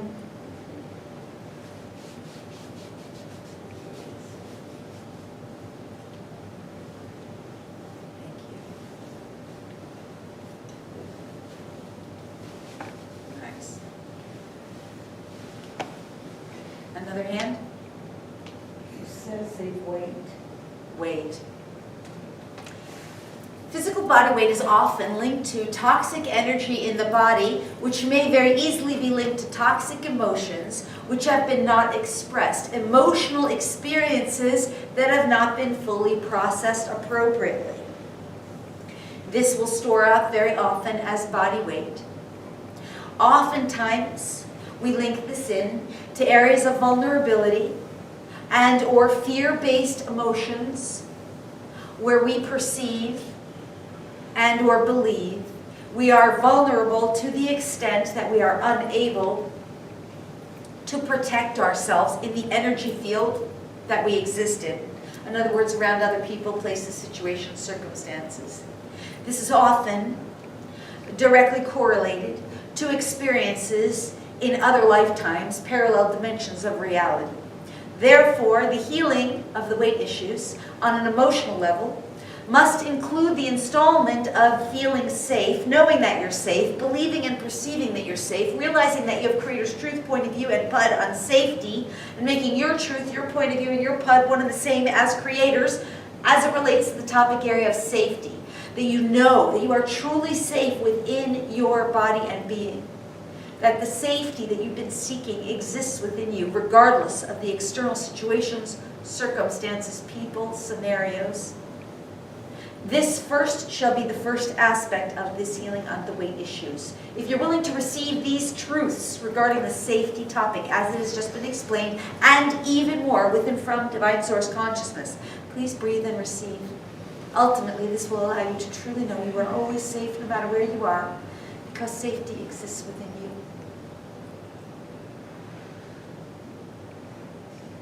Yes, thank you.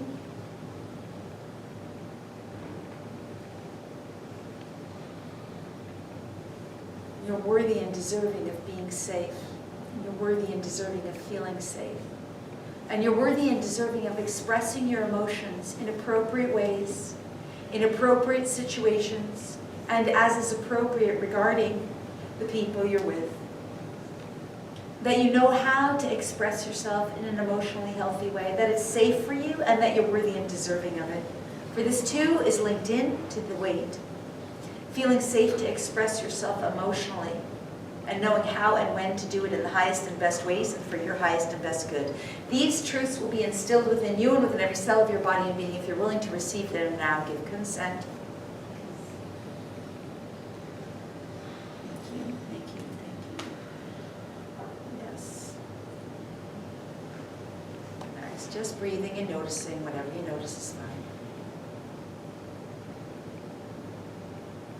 And now let's just locate any and all toxic emotions which have been stored in all the layers of your body and being.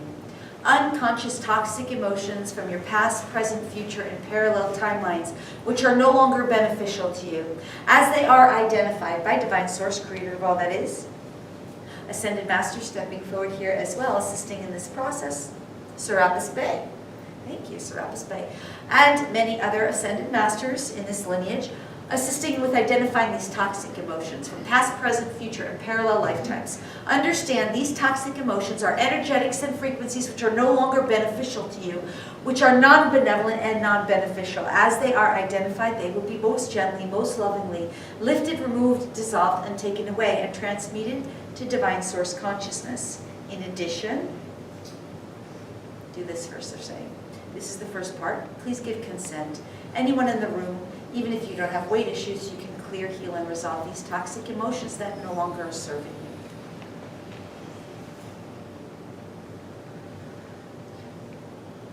Send to Divine Source, Creator, God of all that is, to be reunified into Source Consciousness. Thank you.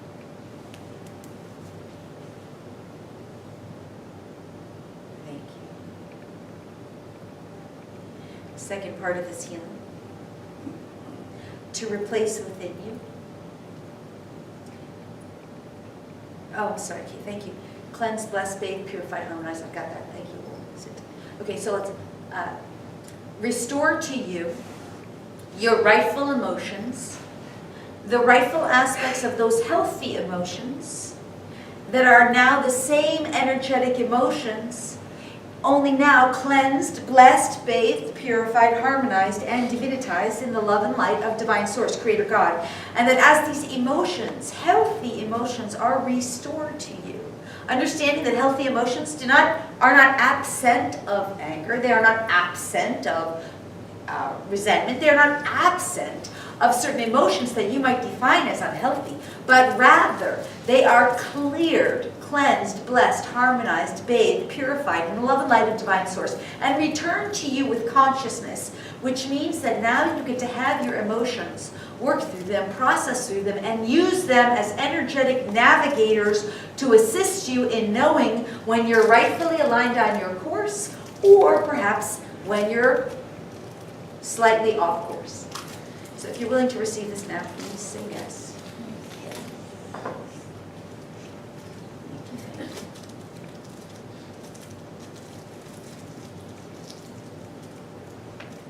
Nice. Thank you. Thank you. Thank you. So many benevolent beings actually assisting and facilitating with the healing here now, and sometimes they're showing me things that they're doing, and I'm so grateful to them because they do so much healing that we're not even really aware of in the now moment, and we don't really recognize it. We typically become conscious later, and we don't even know it's linked into this now moment of what they're doing in the non-physical, so I just say thank you to them. Okay, so how's everyone doing? Are you getting a little tired, wanting to move on? Have enough? Yes. Can we make it a little warmer? We are literally freezing. Yeah. Can you, Connie? Okay, someone's going to do it. That's okay. Okay, so we want to do just a little bit more? Yes. Yes? You guys want to do more? Okay, I got a hand raised here. Rheumatoid arthritis.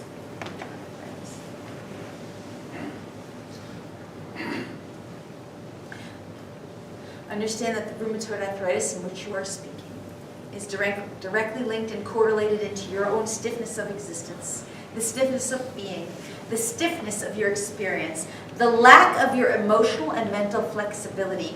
You, dear one, are learning a lesson correlating to flow, divine flow, being in the flow of your existence. The healing you received earlier from the divine goddesses who are still present here and now with us will assist you as you allow more divine feminine energy to flow in, through, and around you. As you surrender, that's not our favorite word, however we will use it for this now moment, surrender to the divine feminine energies and be in flow with all that is, rather than rigidly resisting it.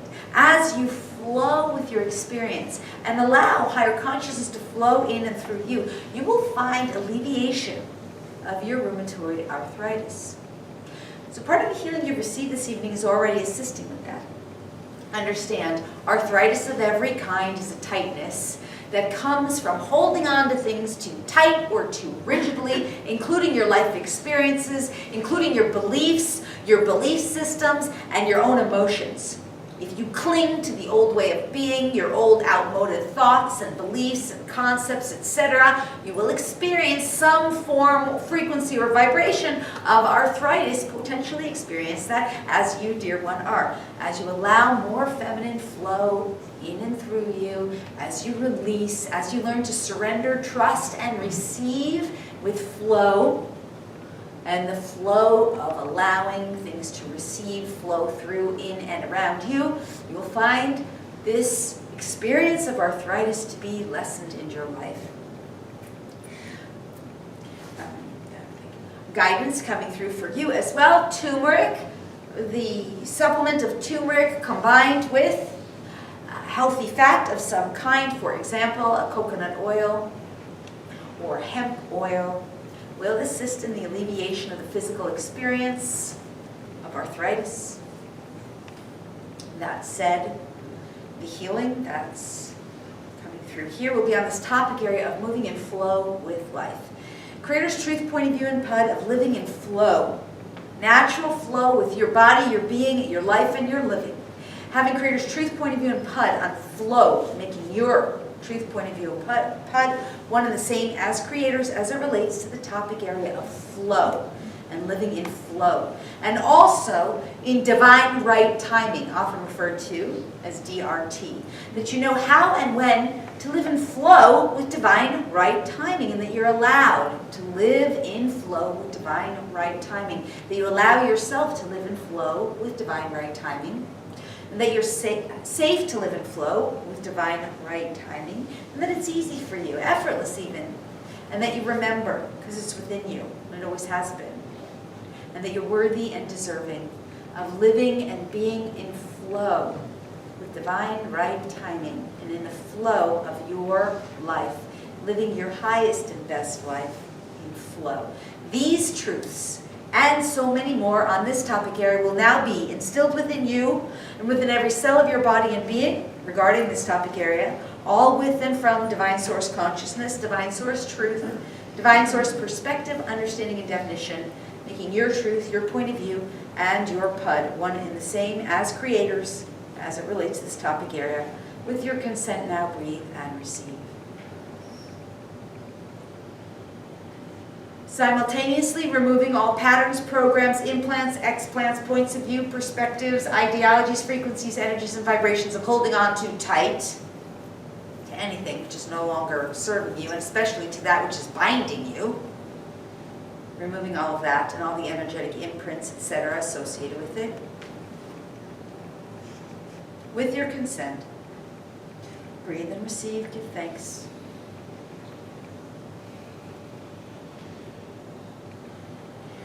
The energy of the swan is here. The swan animal kingdom. Swan from the animal kingdom coming forward. To ask to imprint you with the awareness of swan consciousness. The swan would like you to remember the grace and flow of movement. That as you allow yourself to embody grace and flow in movement, just as the swan does, you will find that if you anchor into that frequency of grace and flow, just as us swans do, you will find your life to move with more flow, more effortlessness, more grace, more ease, more benevolence. This shall be a tremendous solution to the rheumatoid arthritis which you have been experiencing. Allow it to be so, and it is so. Swans would like to gift you with this consciousness, if you're willing to receive. As always, it's only as is for your highest and best. Thank you, swans. That was so nice of them. And there's a ballerina consciousness here as well. This is for you uniquely as an individual. Somewhere in your past, as a little childhood, you were a ballerina, either in this timeline or another. This ballerina, this little girl, she didn't always get her way. Allow yourself to effortlessly remember this little girl. Move like a child, play like a child, embrace life through the eyes of a little girl, an innocent ballerina. As you do, you will find all of your life will become more effortless for you as well. Thank you. All right, how's everyone doing? Enough? Raise your hand if you've had enough. And raise your hand if you want more. So I have a couple people who have almost had enough. So let's just, we'll do one or two more and then we'll move on. Here we go. The other part. Parkinson's. I know how to stand up for myself. It's safe for me to stand up for myself.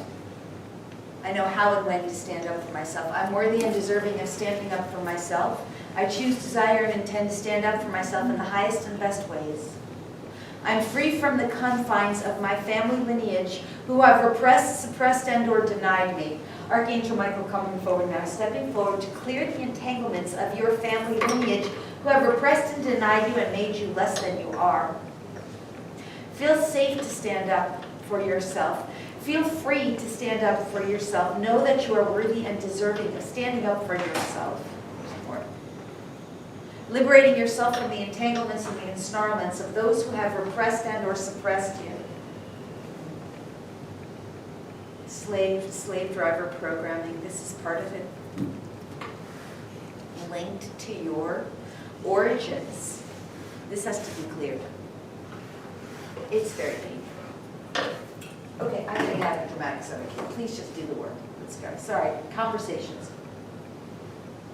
Okay, so we're going to identify all the slave driver programs in each and every person here. Understand if you've been living on planet Earth, you have slave driver. It's an archetypical pattern. It needs to be cleared in order for the rest of the healing on the Parkinson's to be resolved. Slave driver programming. Also victim-victimizer programming. All archetypical patterns, programs, implants, explants of slave driver, and also victim-victimizer are now being identified from each and every body and being sitting here now giving consent and also in delayed playback.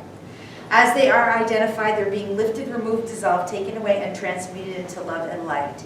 Replaced with victorious, Creator's Truth point of view and PUD on victoriousness and being victorious. I know what it feels like to be victorious. I know how to be victorious. I'm worthy and deserving of being victorious. I know what it feels like to live my daily life in victory and with victory.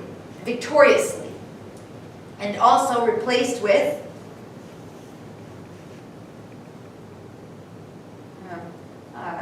power. Creator's Truth point of view and PUD on inner power. I am a powerful being within me. I have power within me. I have the power to make change within me. I'm worthy and deserving of power, inner power, true power with and from Divine Source Consciousness, Divine Source Truth, and Divine Source Perspective, Understanding, and Definition. My truth, my point of view, and my perspective, understanding, and definition is one and the same as creators as it relates to this topic area of power. So all of this is now going to be done for each and every body and being with your consent. Breathe, receive, give consent. As always, it's only as is uniquely appropriate for each individualized body, being, life, and living.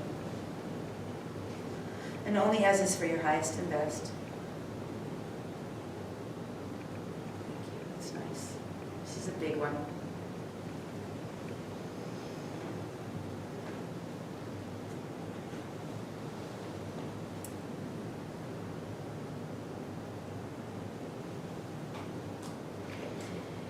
This is how we're going to close, and this is linked into what was just requested with Parkinson's. Bring up one topic area in your life, one thing in your mind that you'd like a healing on. Let Divine Source Consciousness permeate in, through, and around you. It's consciousness on this topic area.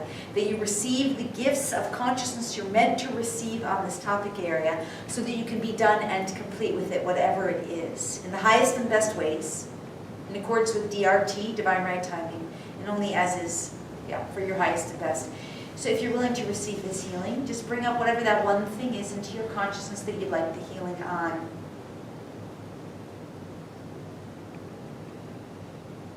And allow Source to provide you the gifts of consciousness and take the issue from you.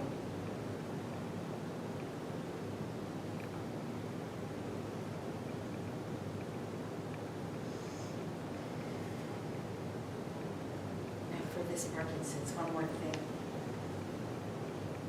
Clearing all the energetic resonance of Parkinson's, the story of Parkinson's, the programs, the implants, the explants of Parkinson's, the non-beneficial aspects of Parkinson's, the non-benevolent aspects of Parkinson's, all aspects which are non-beneficial, all aspects which are non-benevolent, 7 generations past, 7 generations into the future, 777 horizontal axis as well.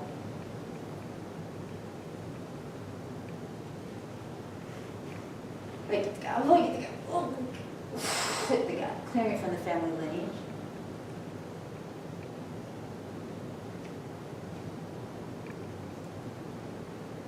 And replacing it with Divine Source Consciousness and all gifts she's meant to receive.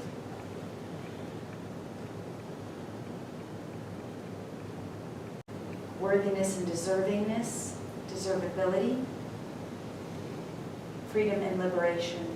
Creator's Truth point of view and PUD on freedom and liberation will now be yours with your consent. Everyone wants Creator's Truth point of view and PUD on freedom and on liberation, and also on sovereignty. Let's do that too. With your consent, breathe and receive and make your truth, your point of view, and your PUD one and the same as creators as it relates to the topic area of freedom, liberation, and also sovereignty, all three.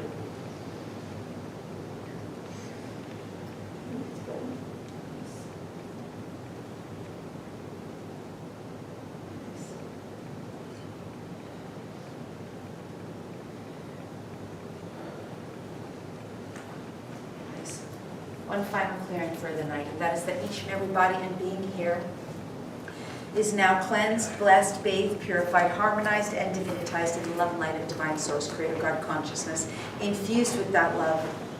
That there is nothing, no other energetic frequency here other than the love of source infusing and surrounding you. And in the moments of your departure, after this evening is complete, that energy shall stay with you throughout the evening and into the morning and the coming days, weeks, and months. No combining energies, simply divine source.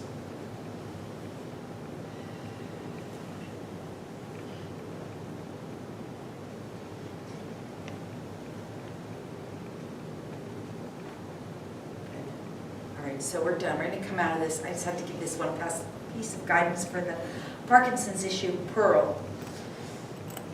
The supplement of Pearl. 1 capsule a day. Pearl or pearl powder can be purchased as a supplement on Amazon. 1 capsule of Pearl per day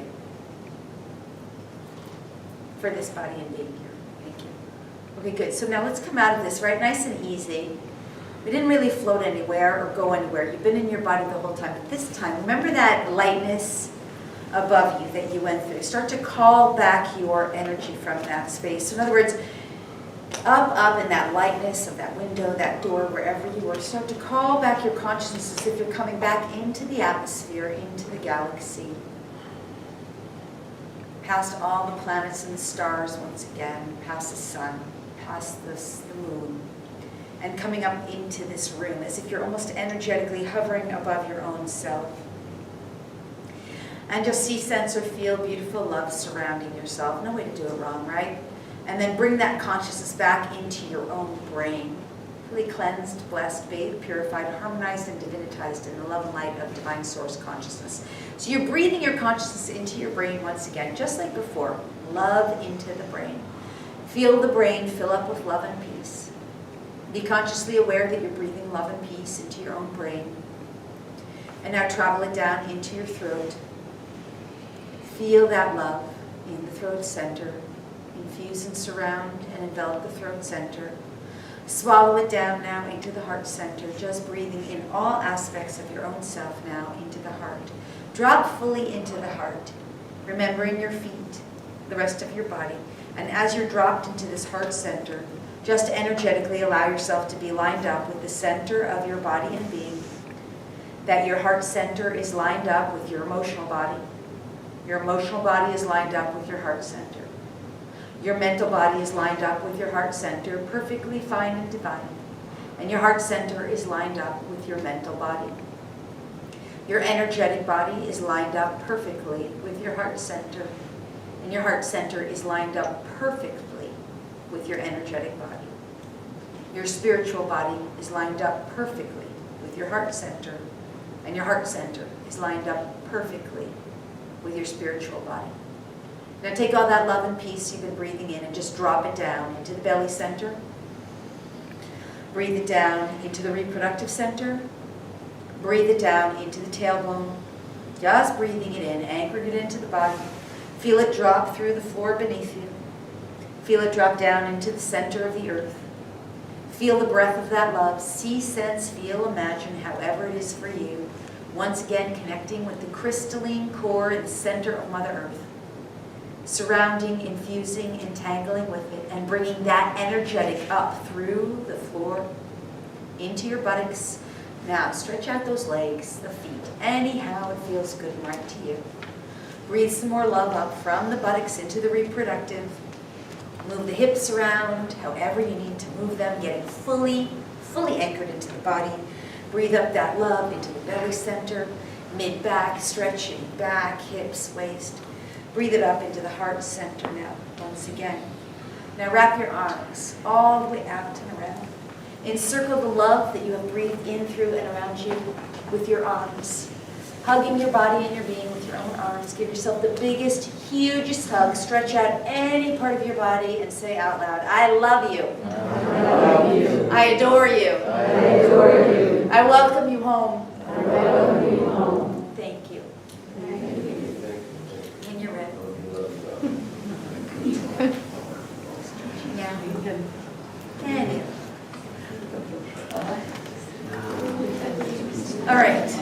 want to thank you guys so much. Before you get up and go, please, can you make a donation? If you haven't already, I'm going to pass this to them. Kind of a hope. It's for Unity, and it really helps them to make this space available to us.